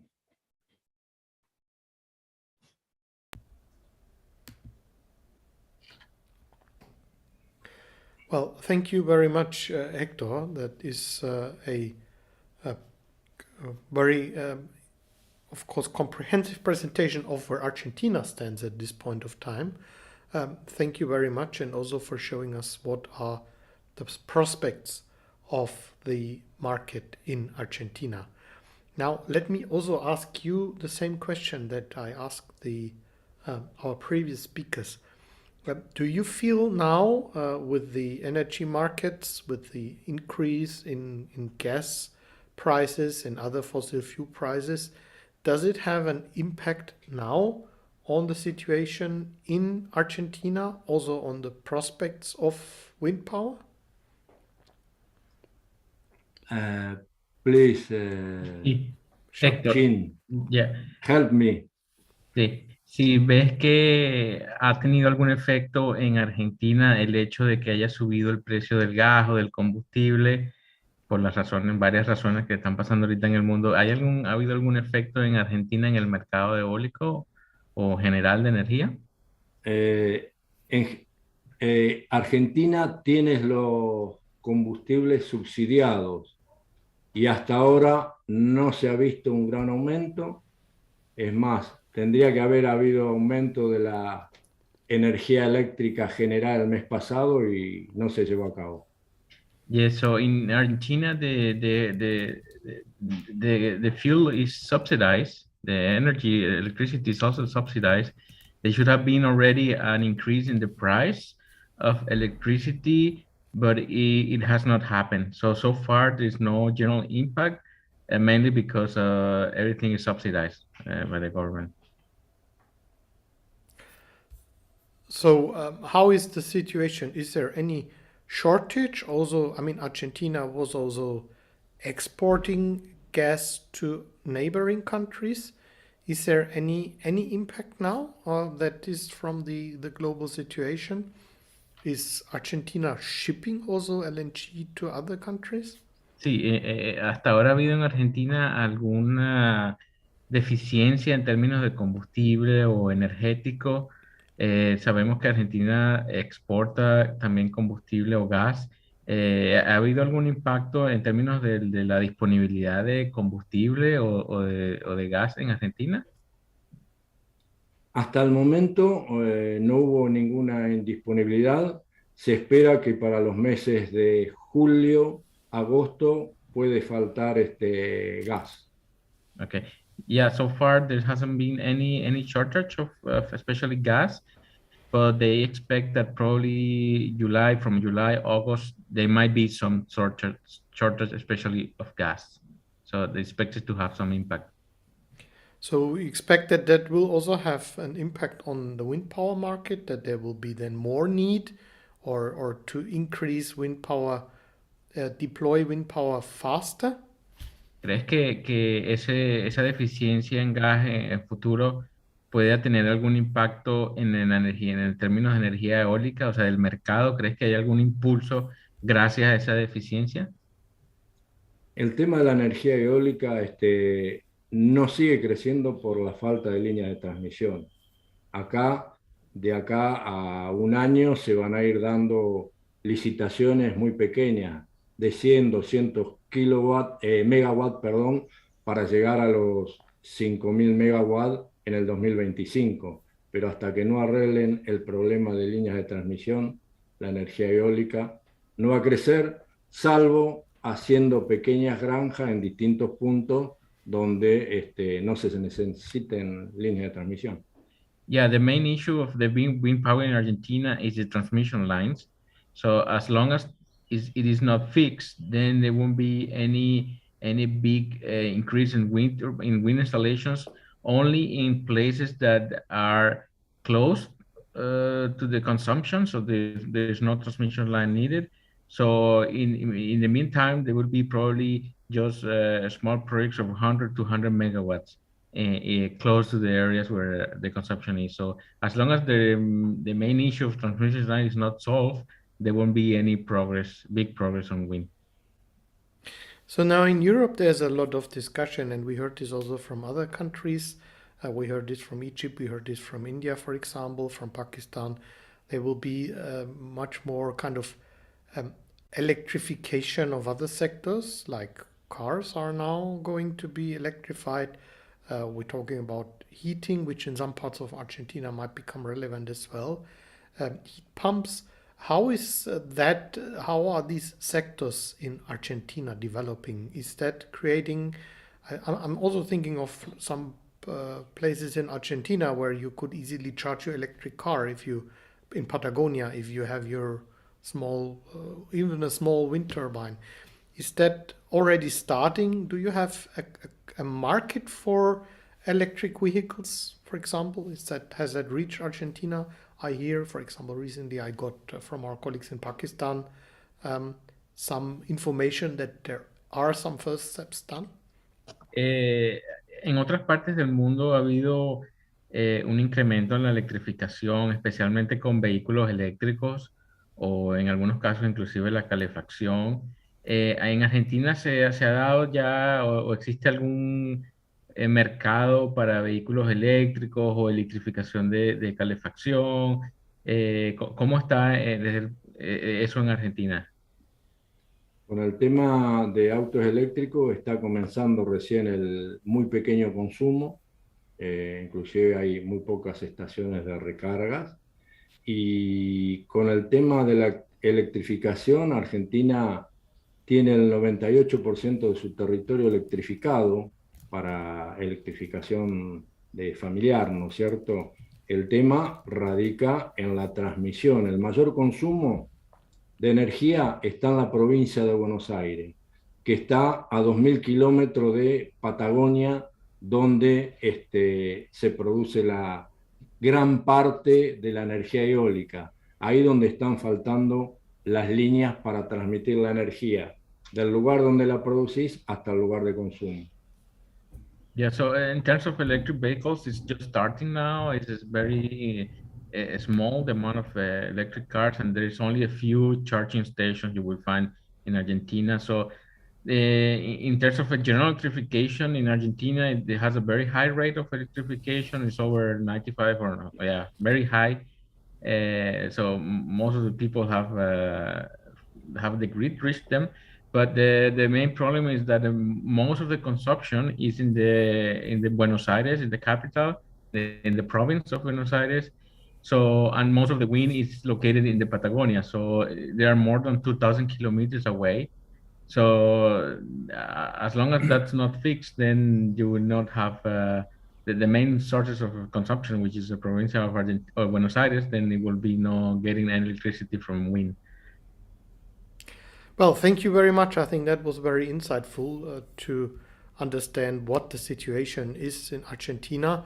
Thank you very much. And please again stay with us if we have other questions here from the audience, and we may refer to you again. And yeah, otherwise a very wonderful, good day to Argentina. Thank you very much. Then I have the pleasure to invite our next speakers. We've changed a little bit the order of the speakers, and we will continue now with Canada. And it's my pleasure to now welcome Dr. Andrea Krey, who's been working in the renewable energy sector in Canada now for many years. And we were very pleased to have you here with us on board, sharing first-hand information about how the wind power market in Canada has been performing, also under these special circumstances after the 2 years of pandemic and now with the situation in Eastern Europe. Again, a warm welcome, and Andrea, the floor is yours. Thank you. Good morning from Canada. It is about where I am 8:22 in the morning. So I know you've been going for me all night. So thank you for still being here. I'm going to say bienvenue, that's in French, for our welcome from our French language part of Canada. Dzień dobry, which is my native tongue of Polish, and many other languages. Buenos dias, bon dia, to my colleagues in countries that I've studied in. Thank you for your attention. I will give you a short report today on Canada and let you know what is happening I wear two hats, one of industry and one as a researcher, so in academia. So I will share both aspects today. So in Canada, our Wind Energy Association has recently changed to be called CANREA, which is the Canadian Renewable Energy Association. Personally, my thoughts are that it's a little bit more confusing because we don't get as much great information on wind as we used to. We used to have an organization that gave us so much information just on wind. However, they've branched out to include now wind, solar, storage, which we know is coming. We need to integrate many more. And so they've taken wind under this umbrella. And so we have now data on both, which is great, but it's not, I would say, as specific to only wind. So keep that in mind. So in Canada, we have 317 wind energy projects that produce power across the country.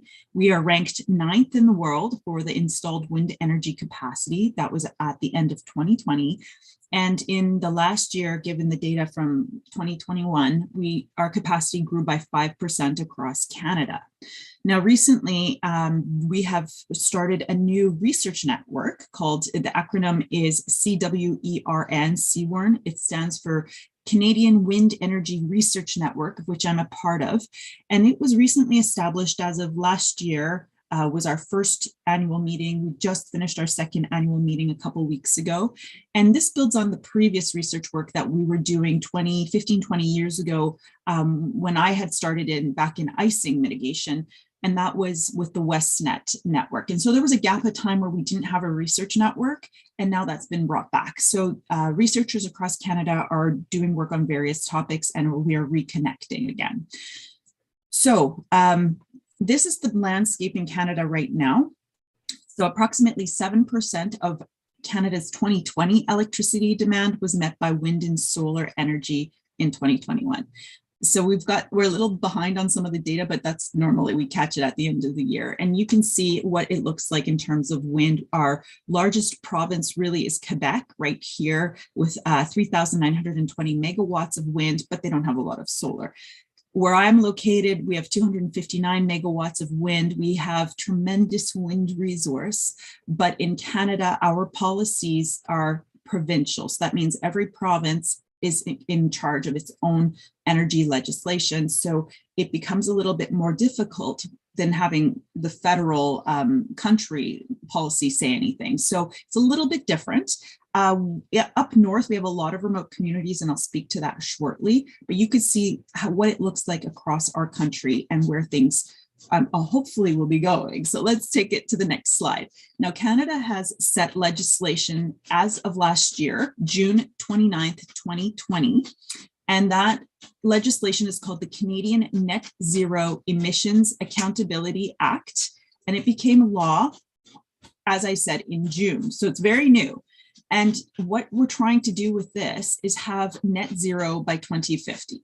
And so what this graph shows here is where we were in 2007 to where we should be going in 2050 with 3 scenarios. The bottom scenario in red shows business as usual. This is sort of, if everything stays the same, the reference scenario, we will only grow that much. However, the Canada Energy Regulators 2020 has this evolving policy scenario that shows we might get to 60 gigawatts. And then if we get to what the CanRIA's vision is by 2050, we're looking at around 180 gigawatts of installed capacity. So that's quite a difference scenario, but that's what we need to do if we actually want to get to this 2050 net zero target and also law, really. So we have a lot of work to do, as you can see. Now, what does that look like? We in Canada don't have a lot of policies that push this forward. So we have a federal policy that says you need to get to 2050, but every province is different. So it's going to be a little bit under the provincial jurisdiction, really a lot to push it forward. And where I'm located here, we have a lot of hydro resource, same as Quebec. Quebec also has a lot of the greatest wind, but they also have a lot of hydro resource. So it's a very different, whereas when we get to the west here, they're very heavily reliant on fossil fuels. BC has hydro as well, but they are also, the terrain and the land is very different there. So everyone has a different geography and it makes it challenging. This is why it's done this way. Compared to the US, where you could see a lot of different policies, be it renewable portfolio standards or clean energy standards, or something that has happened there, you can see there's a lot more activity.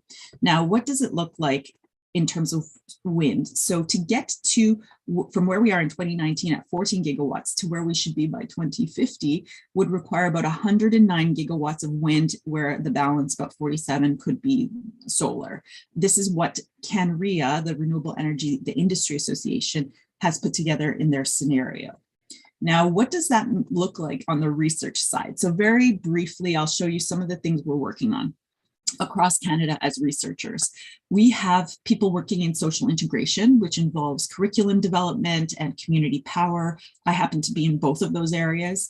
There's aerodynamics. Many different things are happening in aerodynamics. I'll show you some cool things that I think are pretty neat that are new. And grid integration is continually evolving. Cold climate, a lot of our country is cold and we still have snow where I live. And it's just that kind of year where we're very cold this year. So we're dealing with snow and icing all the time. Offshore wind is becoming really an area that is emerging that will have to lead us forward to meet some of the things that we need to achieve. And of course, asset management. A lot of the wind farms that we had installed are now coming to that point of, what do we do? Do we repower? What do we do with leftover pieces? Do we recycle? Do we upcycle? The questions are there on what we're doing and how do we move forward, given the different types of situations we have, even with erosion from the coast to icing and snow to our hot climates that we have. So it's quite diverse. Now, in terms of social integration, we have some programs across Canada. I teach in one. I've helped to develop the curriculum for the one at the University of Saskatchewan. It's a Master's of Energy Security. So it's called a Master's of Sustainability and Energy Security. And it's really made as a professional program for people coming from remote communities and Indigenous communities, but it's not limited to that. And we've had students from all over the world. There are other programs across Canada, but not all of them. There's not one perfect wind energy program or one perfect renewable energy program. It seems like it's bits and pieces everywhere. So it's quite different than I know in Europe has a lot more development in their programming. So keeping that in mind, we are evolving our curriculum, and that is a really a big question at the forefront to meet our targets is how are we going to train our workforce? In terms of community energy planning, I am currently working on a toolkit with my students and researchers, and we've just put this out, so hopefully it'll be coming out very soon to be published. And it primarily focuses on how do we do community energy planning in First Nations, Indigenous, Northern and Arctic communities. There are other researchers working on this as well. One of the things that I found very interesting is that in community power, we see a lot of geographers working in community power, but they don't have necessarily the sensibility of community power development. So it comes at it as like a bit of an external view of what that means. So it's kind of interesting seeing how this is developing, personally being a community power developer as well on my other hat. Now, in terms of aerodynamics, this is quite an interesting study that has come out. One of the researchers in our group is looking at putting droops on the leading edge of the blades of wind turbines, and they have found that this transitions the laminar turbulent transition further back of the leading edge, which is leading to some efficiencies that are found particularly for small wind turbines. And because I also work in this area and it relates to my work in icing research, I'm also working with them on this project to see how we can develop this droop at the leading edge of wind turbine blades, potentially to help with small turbines. And this leads also to the connection with what we have to do in our remote communities in terms of the size and scope and scale of equipment that we can apply there. In terms of grid integration, some of the interesting things that we have found is that in Alberta, where we have the high red zone here of wind, a lot of the wind farms are located right after the Rocky Mountains. And when they come online, they create this grid instability because there's just so much excess penetration of wind. And so this is causing some problems in terms of management of the grid in Alberta. So they're looking at possibly placing smaller groups of wind turbines together. And I found this very interesting because it relates back to what we see in Denmark in groups of 3s of wind turbines rather than large scale wind farms that we see typically in North America. So we're starting to see this awareness come to possibly spreading out wind turbines more strategically. So we're not grouping all of them all together in terms of economies of scale, which is quite interesting to see how this will develop moving forward. The other thing that is interesting that's happening is this project called Turbines and Tomatoes. What we're seeing is that wind farms are starting to get integrated more with food security. So we're looking at how do we build grids that connect better to our need for developing tomatoes, especially, this is just one example, or greenhouses or the produce, and how we can integrate those within microgrids to be effective moving forward. Now, in cold climates, we have a company called Nergica, which is in Quebec. They are also colleagues of mine. They work in cold climates, and they do fascinating, wonderful things. They have so much technology development that they've developed for icing and cold climates. One of the projects that they're working on is with the IEA Task 19. The other one is Task 32. Task 19 has to do with the icing detection. They have technology they've developed for this. So cameras that they can watch icing formations on leading edge of blades. It's really important in our cold climates, especially remotely where it's difficult to get to. And also for Task Force 32, which deals with wind LiDAR in cold climates. As you can see in this diagram here, we see that how they are using the LiDAR to show and collect information on icing and how the impact is on wind turbine blades. In terms of our remote communities, I'll give you some more details on this. You can see this is our northern communities in Canada located on permafrost. And the yellow ones have to do with the inland communities, the blue are coastal. And this is where offshore wind is becoming an emerging area really on how to deal with the energy in our cold climates, especially in our Arctic and cold northern communities.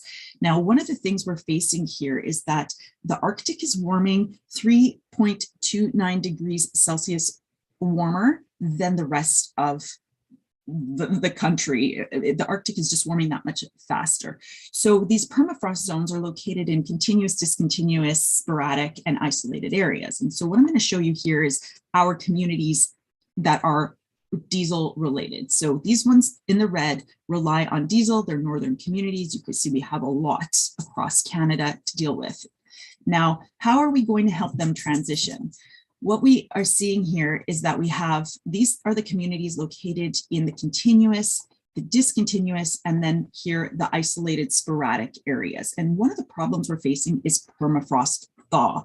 And it is such a massive issue that it's a prime area of my own research right now with my Fulbright Arctic scholarship, which takes me around the circumpolar north with working with researchers and other people in the area to figure out how we can help bring energy security to the Arctic. And one of the issues here is that how do we build in an environment that is continuously changing and evolving? And so the impact we're seeing on wind turbines, and this is the cracking here that you see in the ground. This is a thermokarst where a lake forms from the melt of the permafrost. These are cracking around the turbine. And this is a small one, only 100 kilowatts. This is a 37-meter hub height, 21-meter rotor diameter. And what we're seeing is that the towers in this permafrost, they can create a resonance that meets with the operational frequencies and affect soil in the soil conditions get affected, but also with the melt, it's even compounded further. And so when you add other things such as icing in these Arctic communities, this can create greater uncertainty with the dynamic properties of the wind turbine system. And one of the things to keep in mind is even if we use systems for passive cooling, such as thermosiphons, they rely on the ambient air temperature to be colder than the surrounding soil temperature, which is an issue if the climate is warming faster. So we have a lot of work to figure out this area. And wind turbines is one of the best ways to help in the Arctic, given that half the year, we're in darkness. So solar can only be used so often. Great in summer, not in winter. So we really need wind up there. Now, in terms of offshore wind, this really will lead to not only what's happening in the warmer areas of Canada, but in the Arctic, because what we have here is opportunities to bring to the coastal communities perhaps something that is a little bit more stable, given that we're working in the floating offshore turbines, as well as the ones that are ground mounted. But the problem that we face in the Arctic is we also have submerged or submarine permafrost, which is an area that is completely wild. It's this unknown terrain we need to deal with. Some of the things that the researchers were working with in Canada in terms of offshore wind have to deal with carbon capture, taking carbon, putting it back in. As you can see in the diagram here, we're looking also at optimal configurations around the coastline. And then if there's any congestion impacts on transmission and distribution, we're seeing how, where we should be placing offshore wind, because this is really actually impacting on ground congestion on land with T&D. And lastly, asset management. Like I mentioned, we have an aging infrastructure already, even though wind is rather not that old, but we do have corrosion. We do have issues with wear and tear on our turbines, and we're looking at what do we do to move forward and make that a more secure area. So if you ever have a chance to visit the Wind Energy Institute of Canada, they're located in Prince Edward Island here. It's a beautiful place to visit, and they have a lot of different wind turbines that you can see as a test site. So they do great work there. And again, Energica is doing research in the Gaspésie of Quebec, which is a peninsula that has a lot of icing. And so this is just an example. They have two megawatt wind turbines. They have one that is 230 kilowatt microgrid there, which is a small wind turbine with diesel generators, solar panels, and energy storage. They've got their 2 LiDAR systems. They have, like I said, the panels, the microgrid, and they're fully instrumented met masts, testing their equipment that they develop as well. And so that's all I have to say on Canada. If you'd like to reach out to me, you can reach me at my email here, and just a shot of Paul Geip, Mr. Paul Geip, and I at a conference here in Canada. So thanks so much. Yeah, thank you very much, Andrea. That was a great presentation, not only looking at what's going on, the statistics, but also giving us showing us some other insights into what is happening. And that picture of Paul and you, of course, it's very nice to see him as well here. We launched his book in Canada for him, so we were quite proud. But we were there at the bookstore launching it for him here in Winnipeg. So. Yeah, he obviously has some impact in Canada as well. I remember the work that he's been doing in Ontario. When we had, then shortly after he was there, we had our World Wind Energy Conference there in 2008. Yeah. Let me just, Andrea, ask you as well. Now, I ask all the previous speakers as well. The the current situation with the war in Ukraine, it has an impact on many countries. Power prices, of course, energy prices, gas prices going up. How is that? I mean, Canada is a country which has an almost abundance of fossil resources as well. Do you feel that? Is it Yes. price Yeah. pressure, and does it have an impact on the renewables? Definitely right now, the majority of our vehicles are not electric. We still have the traditional conventional combustion engines. So our gas prices have escalated like we've never seen before, even though we have a strong fuel economy here. The thing that we're really seeing is that there's a massive push to e-mobility. It is coming very fast. We are seeing it in bus fleets, municipal fleets, all of the transition is happening, and it is going to trickle into society, just general civilians driving electric vehicles. There's a great interest in that right now. In terms of wind and supply chain, and even solar, I can say, because we also install solar, we have had supply disruptions since 2020, since the pandemic. Everything's been slower, longer, and more difficult to get things. So that involves greater upfront planning.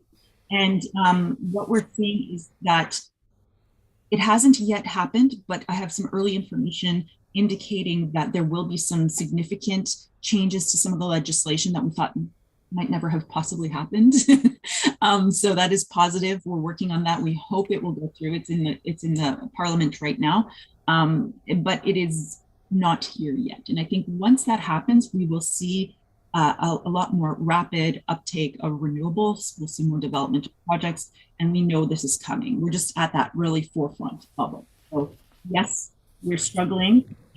Supply chain, fuel prices, everything. We're feeling it as well. And we're not there yet. We're not taking off. It's very slow. It's happening, but I feel that it's coming very soon. Yeah, thank you. That is actually in line with what of our previous speakers also reported about their countries, that you see an impact now. And of course, some governments are short-term trying to find replacement for fossil fuel supplies. But obviously, what we also talked about, I think you were not there yet, is that there is obviously a competition starting about, for example, scarce LNG resources. So again, thank you very much, and thanks for joining us early morning, your time. Some have already left us because for them it's already coming to or close to midnight, I think, in Australia now. So it's my great pleasure to welcome our next speaker, Mike Bernard, from who will speak about the situation in the United States of America. Of course, we already heard at the beginning when Sean presented the global installation figures that the US market has established itself as the second largest for wind turbines. And now we look forward to hearing more from Mike about the details on how it's going and what is driving the market and what keeps maybe the market still back. So, Michael, can you hear me? Are you with us? I'm happy to hand over to you, and floor is yours. Hi. Yeah, I think the mistake I made, Stefan, was not turning on my microphone or video. I was waiting for that to occur automatically, but no. So, Stefan, good to see you as always. Andrea, briefly, I'll say thank you to Andrea, because in previous iterations of this exercise, I was reporting on both Canada and the United States.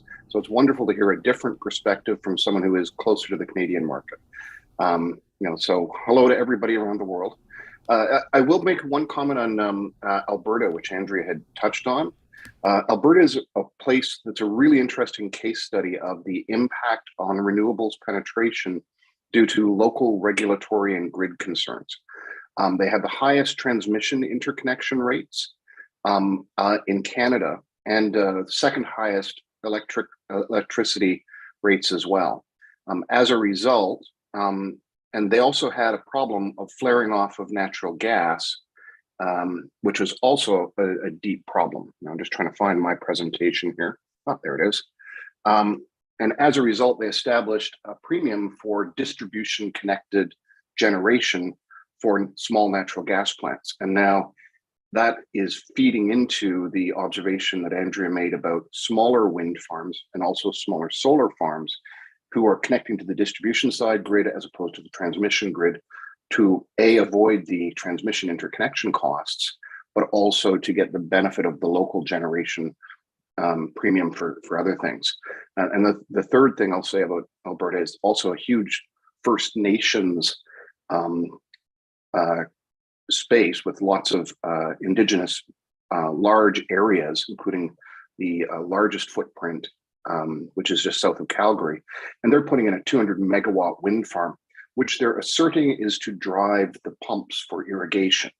And so there's this interesting interconnect where they are able to justify something which is used for generation, even though it's significant utility scale generation, based upon being needed for local local agriculture. That's the tomatoes connection that Andrea mentioned, in a really interesting way to mix the business case together. So yeah, it's a fascinating little microcosm, and it's also, of course, where the oil sands are. So for those who don't know me, among other things, I was in Paul Geip's book. So he quoted me extensively on a couple of things, which was wonderful. So, but I wear 2 or 3 hats. Right now, I'm a strategic advisor and board observer to Agora Energy Technologies, which has got a CO2-based redox flow battery. So I'm assisting them for the past year and a half, and we'll be moving through significant increasing capitalization this year. You know, been doing a lot of focus on storage in the past few years, and I'm assisting with some significant pumped hydro development as well. I'm also on the advisory board of Electron Aviation, a European-based electric airplane startup, which is fascinating. There's another stealth aviation startup that's also electric that I'm also affiliated with. So yeah, wearing multiple hats. I'm preparing for significant investment group presentations on the transformation around electricity and storage. Speaking to a $5 billion fund in Whistler in January about the short list of climate actions that will work, so they can tune their at least start be better at tuning their major infrastructure investments to where the world is going.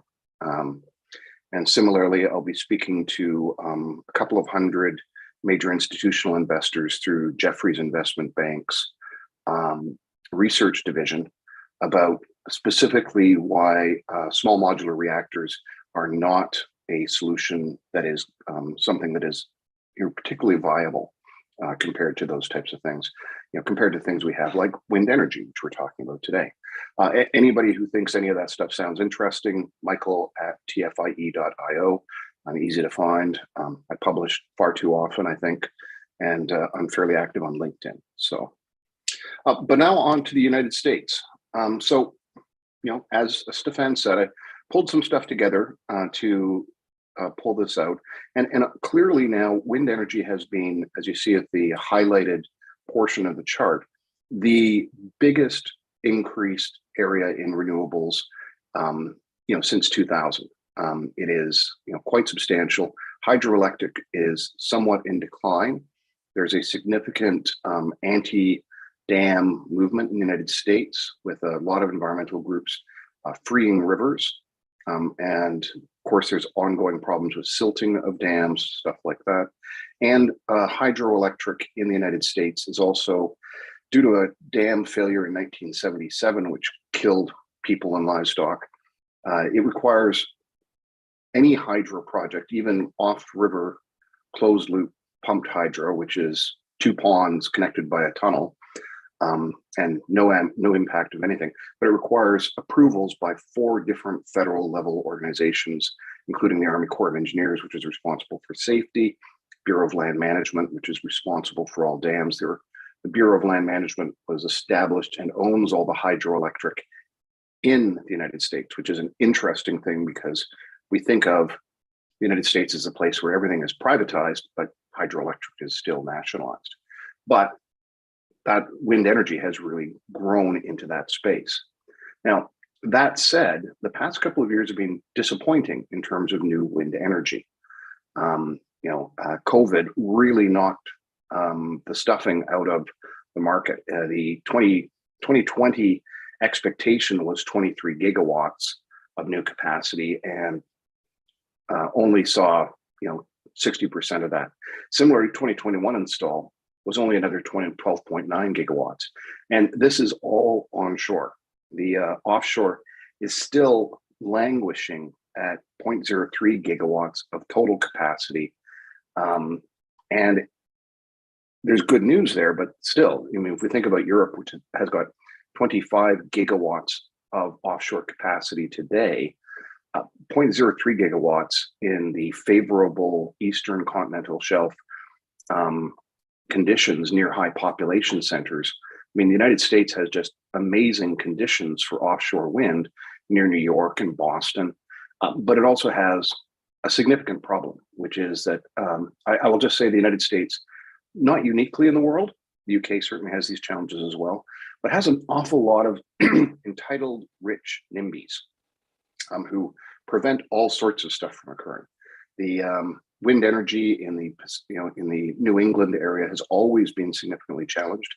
When I published a report on wind energy and health court cases in 2014, when I was the senior fellow of wind for the Energy and Policy Institute in Washington, New England was the geography after Ontario with the highest number of court cases associated with wind energy and health.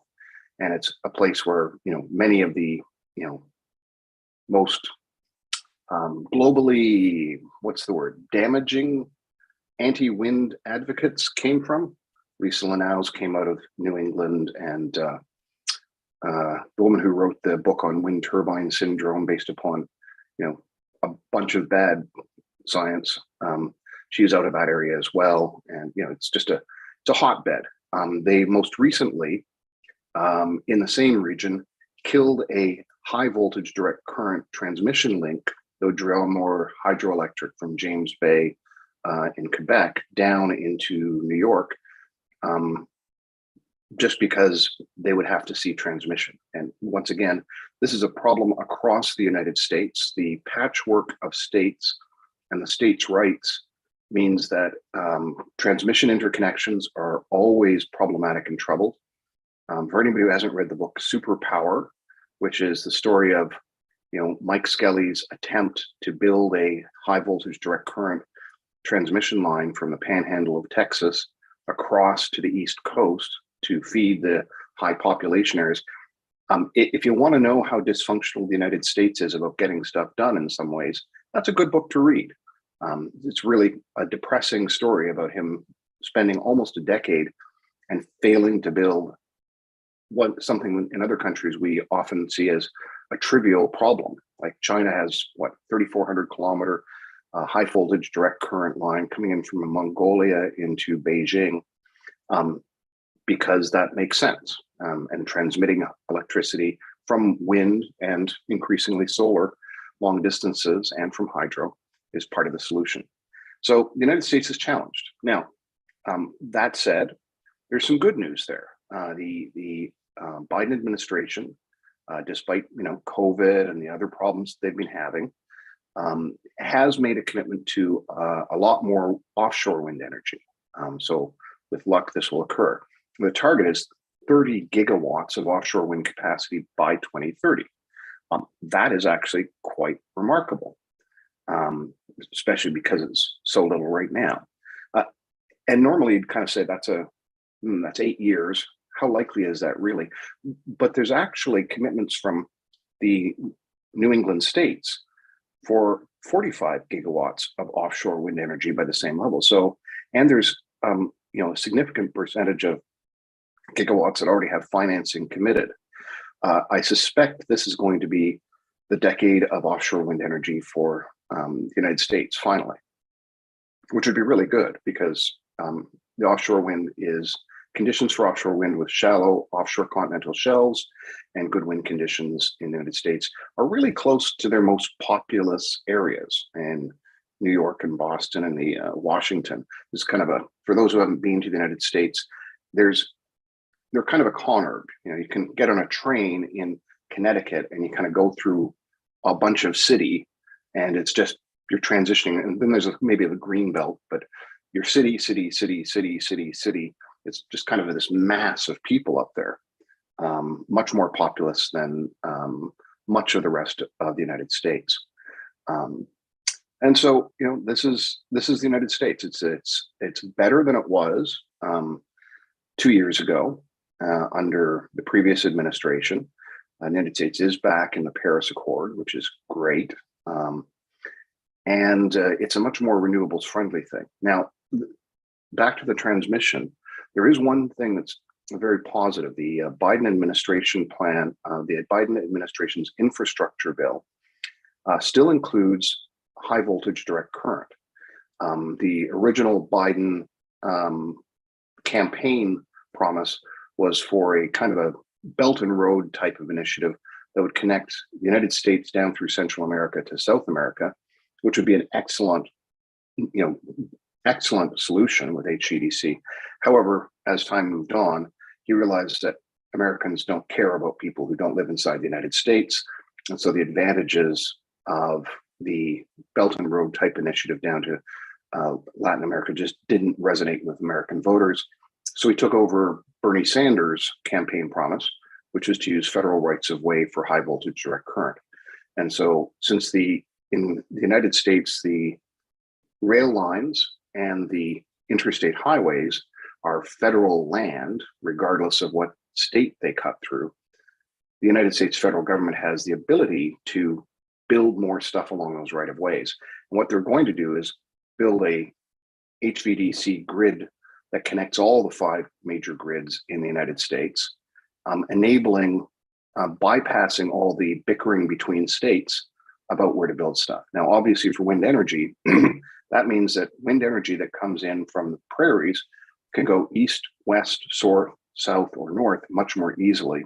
And offshore wind, the 30 gigawatts of offshore wind off the coast of New England can flow a lot further with 3.5% losses per 1,000 kilometers for HVDC. That means that potentially offshore wind in the interesting right conditions in the Atlantic Ocean could be feeding LA on the Pacific Ocean, which would be really interesting to observe as the markets emerge. But that's where we are. We have had the next thing I'm kind of keeping an eye on geopolitically. I'm not sure, Stefan, because, well, Andrea, it's early for Andrea. It's 2 hours earlier for me. I'll just wave to the, distant east to Andrea again. But the thing I'm observing now is the challenge which non-Chinese manufacturers are having with increasing prices. And so, Vestas and GE have, for a variety of reasons, now started increasing the pricing of turbines. I'm not sure if that's come up earlier, and just because I haven't been on the call because it was really early. And so now I'm probably going to start seeing this really weird dynamic for the United States, where Chinese turbines become much more competitive economically, but yet at the same time, the anti-Chinese sentiment, the buy local sentiment of the United States right now, including it was quite harsh under the previous administration, but it's still pretty harsh rhetoric under the current administration. Apparently, everybody in the United States seems to think it's just fine to be irrational about China. That's just what it is. Many great books on that. Has China Won by Kishore Mahbubani is one. The Martin Jack book on China is very good, and The Dying of the Light, I think it was, which is the failure of Western liberalism to achieve the end of history, as was. Those are all good books to think about in terms of this transitionary period when the United States is in a more vulnerable position than it has been for decades. And we're going to start seeing some really interesting ripple effects that will impact wind energy. One of them, as I project that in the next probably 15 years, the US greenback will no longer be the dominant reserve currency globally. And we're already starting to see that pan out with the invasion of Ukraine by Russia. And that changes how and what the United States has in its ability to buy stuff, and also some of the energy dynamics. So it's an interesting decade coming. But that's it. Good news on offshore wind, bad news on onshore wind, kind of. But 12.9 gigawatts is still really good. Most countries would love to have 12.9 gigawatts. Stefan? Yeah, well, thank you. That was an excellent introduction of the, also a little bit looking into the geopolitics where we are at the moment. If I asked also all the previous speakers now, we are in the situation that there is a war, which I think none of us really expected to start. That started 2 months ago, and it has, we heard this from all the previous speakers, it has an impact on the energy markets. It has an impact on the prices of fossil fuels in particular, but of course also on on the one side also increasing prices. We heard this before of wind turbines even, but making renewables not only more competitive, but countries which are now looking, and you referred to that, more for national supply chains, etc. How is the debate in the United States? Is it like what Andrea mentioned? People feel in the United States the pressure coming from the fossil fuel system, and is there some immediate response on the federal and or state levels? The United States is a cacophony of voices, a cacophony of stakeholders. It's one of the nice things about it is that there is no single line or thread. So there's a bunch of stuff going on. So one of the things that's going on is, 2 years ago, I published a projection that, like others who are analyzing energy, that natural gas would become both increase in price above inflation and be more volatile. The reason for that was the Saudi Arabian and Russian price war, which was dominantly focused on conventional oil extraction in the United States, and to a lesser extent, the oil sands in Canada. The idea was that they had more cheap energy, and what that did, in combination with the significant debt financing problem and the lack of profitability of shale oil and fracking for natural gas, meant a collapse of the local manufacturing of fossil fuels in the United States, and a lot of consolidation in the United States and Alberta of companies. So the market changed radically in terms of energy. But fracking enables also, and so that's been one of the things that's caused a great deal of stuff. Now, I was surprised as I was talking to one of my global energy contacts. I was surprised by the degree of volatility that we saw in Europe last fall before the invasion. And the invasion, of course, how could they be so stupid, I guess, is the best way to express it. And how can Russia be so incompetent and stupid simultaneously? But yet we have this massive transformation. Now, what this means for the United States is that now all of a sudden they're seeing a significant opportunity that started last fall for much greater prices for natural gas, which means that all those things have opened up. So that's one of the threads of energy policy in the United States. And Canada is attempting to get on the oil bandwagon and get more commitments to more people to buy our very heavy crude. And so to a certain extent, renewables have been undershadowed or overshadowed by that. Now, that said, the United States is also seeing gas prices, which are making them their heads melt.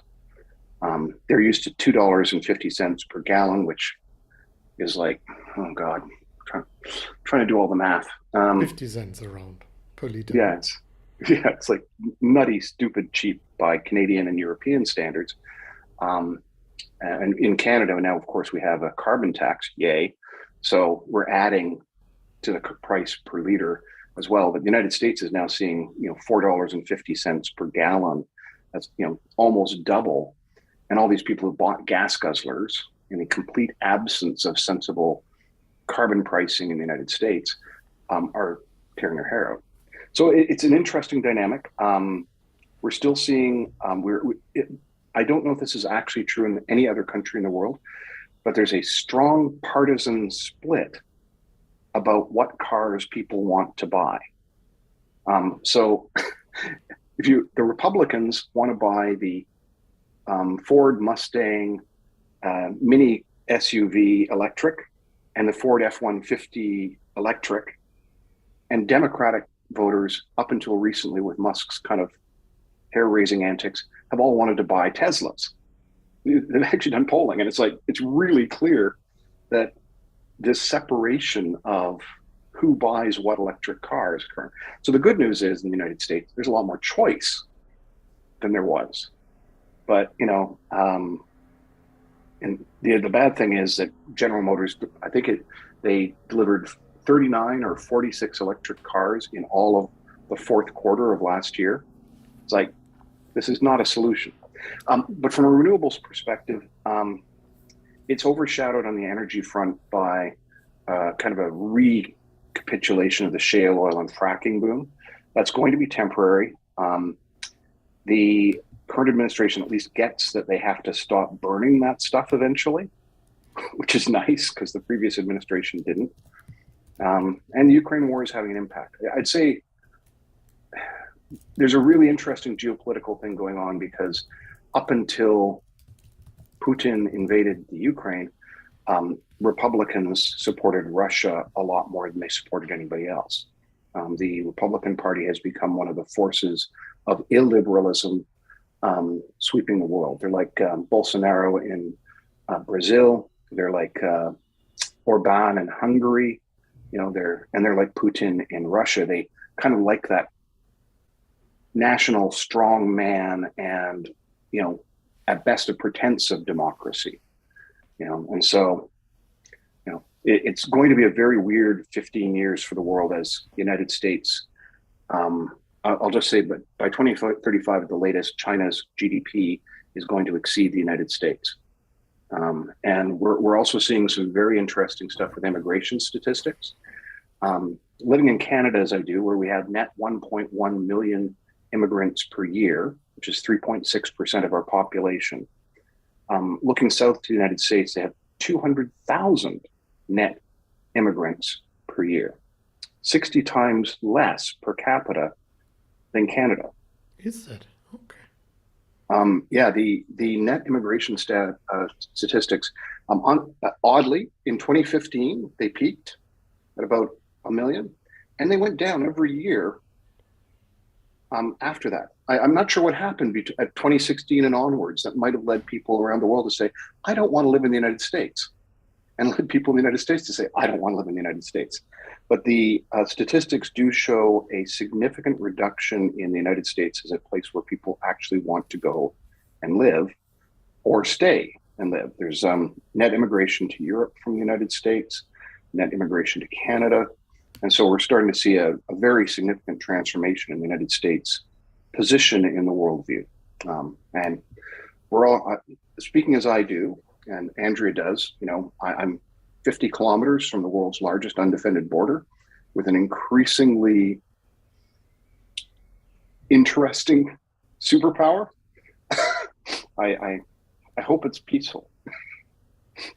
Yeah, that's what we all hope. Actually, what comes as a surprise is that you said that the Republicans, I expected they buy the Mustang V8 whatever, but you say they buy electric version of the Ford Mustang. So that's not anymore the point, that Republicans, I mean, you would see maybe in some European countries that the really right-wing people, they say now they would never buy an electric car, but you see a kind of, regardless where you are, you now want an electric car? It's much more than it used to be. Like 5 years ago, the polling was they wanted a Ford Mustang gas. But now that they can get an electric pickup trucks, hybrid pickup trucks are, the United States is a weird country in terms of vehicles, as we all know. Their average car is, the size of a major work vehicle in most other countries. It's huge, and they love their pickup trucks with grills that are 1.5 meter and 1.8 meter, 1.7 meters high in the front. There's just like this massive wall of metal barreling down on you in highways, and they can seat 6, and they have a full-length bed. And now they're starting to see electrics and hybrid electrics come in, and all these people who think that they really need this massive truck in order to take their kids to school and buy groceries, because that's all they do with it, are now seeing that electric is possible. So it's going to be an interesting. The United States is weird in so many different ways. Just the final point. You mentioned that maybe you can just confirm that I understood that well. Speaking about that, yes, indeed, there would be some parts of the industry, oil and gas, who are benefiting at the moment from the situation because they can just sell oil and gas at much higher prices, which makes it feasible now to extract more. Yep.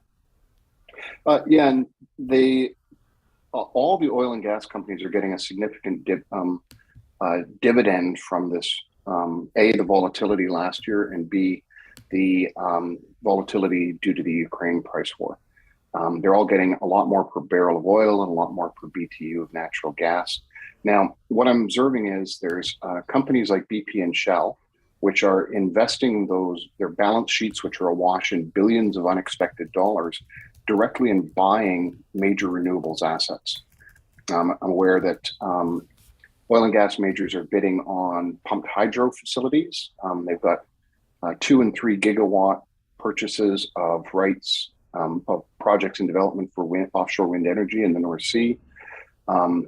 Other oil and gas companies are buying back their stock in an attempt to boost their stock price, and they're going to disappear. And so as you kind of look across the oil and gas majors, BP a couple of years ago finally recommitted to transforming. And I'm seeing they're actually spending billions of dollars to transform, which is nice. It's their CEO is really committed.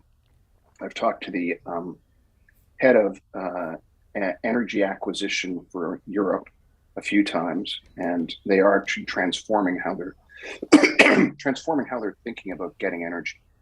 And they're now looking at the volatility of natural gas and the high price of natural gas. It's transforming it. One thing I'm certainly spending a lot of time on is the hydrogen hype coming out of Europe.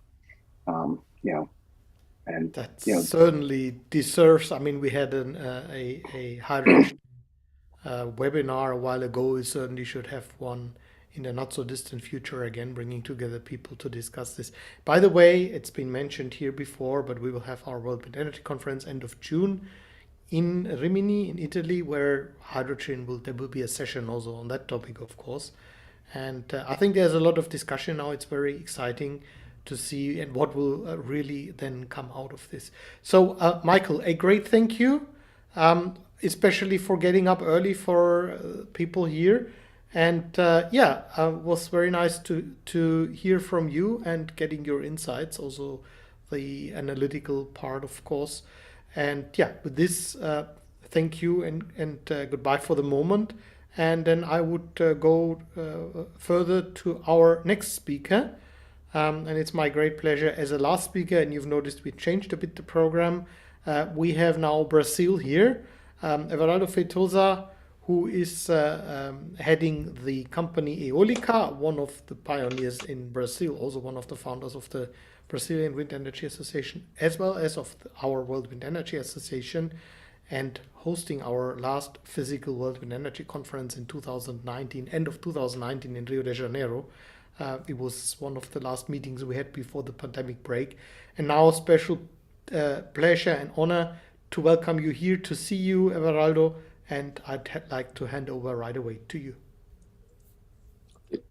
Thank you very much, Stefan, for your words. It's a pleasure to be present on this seminar again. And the idea in a very quick presentation will be to show what has been the advancement in wind. Can you make the presentation for me, Stefan? please. Yes. Right. Okay. So the proposals to show the recent figures on wind and solar energy in Brazil. And in reality, we have great advancements during the next year and the beginning of this year, in spite of the COVID. And can I have the next slide, please? Okay, so just to have an idea, today we have 183 gigawatts of installed capacity in Brazil, and the wind energy is the second one. If we can make a zoom on the source of electricity, of course, hydro is the largest one with more than 100 gigawatts. But wind is catching. Wind, we have 21 gigawatts today, and later on, biomass, small hydro, PV, and so on. So, in other words, the renewable energy in Brazil continues to be roughly 80% of the electricity in the country, what's very, very good. And the growing speed of wind and solar during 2 years ago and this year and the next 2, 3, 4 years is very huge. Can I have the next slide, please? So if we analyze, let's see first the wind sector. Today we have 21 gigawatts in operation, yeah, and 5.8 gigawatt in construction. So it's a huge amount of installed capacity in construction and also in development. When I say in development, are real projects. So what is the reason for such a huge exponential growth in wind in construction and development in Brazil? The reason for that is that we had, since last year, a race for projects to be able to have the transmission line fee incentives. So the transmission line fee incentives that represents 50% of the cost of the lines or the use of the grid has make this possible for wind and solar to have this kind of numbers. So in reality, this incentive has been closed, or they have been finished in March this year, 2022. So most of the project has been approved before March this year. So this is the reason why we have such a huge numbers in construction and in development. In the same strategy, if we analyze the solar centralized large solar projects, we see at the moment we have 4.6 gigawatts in operation, and roughly the number of gigawatts in construction is roughly the same due to this use of the transmission line incentives. So we have here the two sources of electricity, and wind is the cheapest wind energy source in Brazil. Can I have the second one? The third one slide, please. So this is only a very, I would say, philosophy, installed capacity evolution, growing very rapidly. And in 1 year, 2 years, in 2023, we will reach more than 30 gigawatts of installed capacity in Brazil, with a lot of big perspectives. Next one.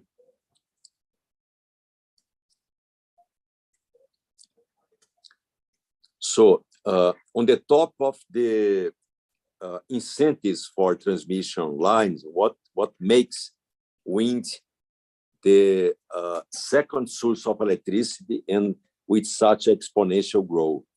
This is very important. I used to emphasize this kind of parameter. That's the average capacity factor in Brazil.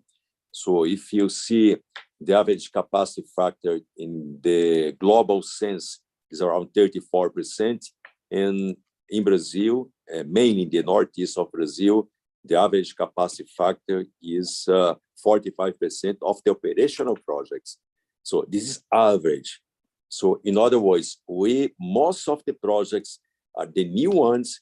We are having capacity factor in approximately 55% P50.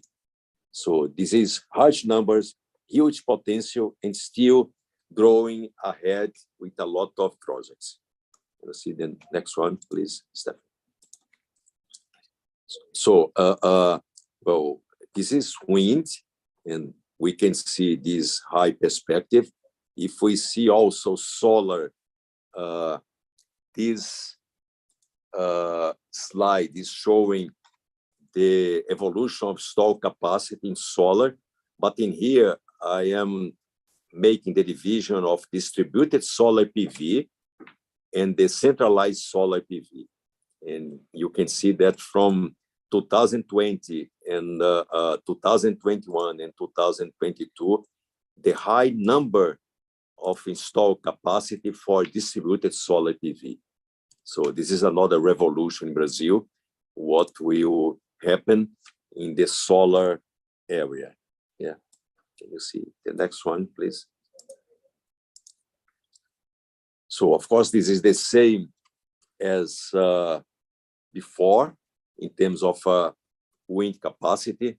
So we are reaching 30 gigawatts in this is a little bit in 23, 24. Next one, please, Stephanie.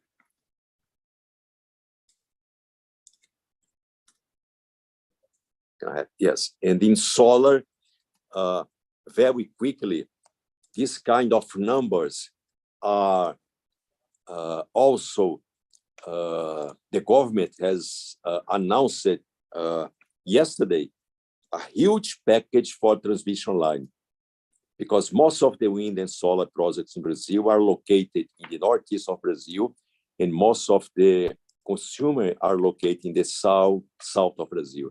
So the government has announced yesterday a package of $10 billion of projects in order to increase the solar and wind generation in the northeast of Brazil. In other words, to increase the solar and wind participation in the whole country. So this announcement of this new transmission line, together with the high capacity factor in wind and high capacity factor in solar, will help a lot the renewable energy in Brazil.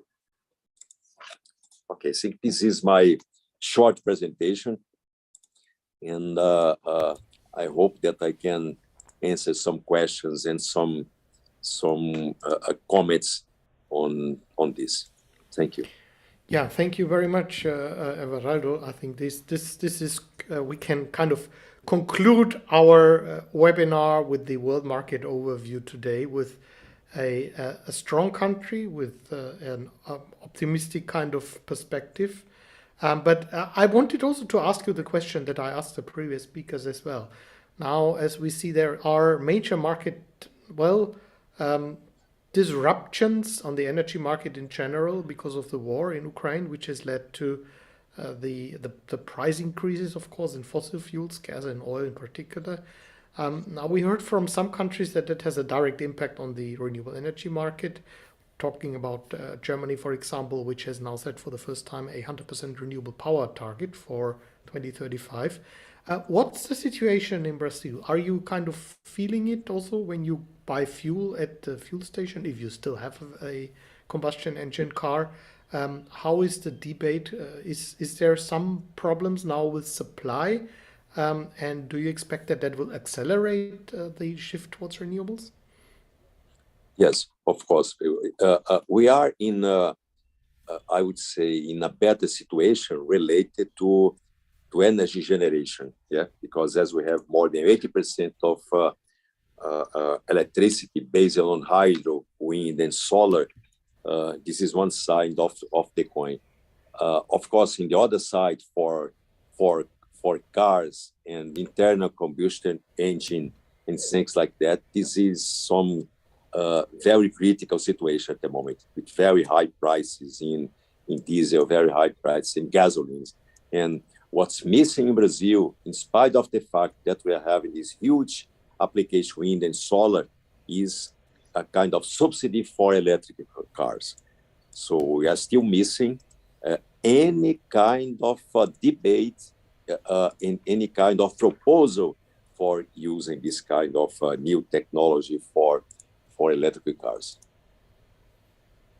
I mean, Brazil was one of the first countries which started renewable transportation with the biofuels that you have, which play already an important role. So you have a large share of your cars are driven by, but it's not a very efficient way of using renewable energy. That's what we know today. So you don't see in that area that there is a change which would support wind energy. No, in the sense that in the speed that we would like to see. I think we had in the past, nearly 30 years ago, Brazil has the leadership in using pure alcohol with some modifications in the engines and a lot of infrastructure. You can find pure alcohol in the whole country, and Brazil is a huge country. But in terms of electric cars, we need to work a lot.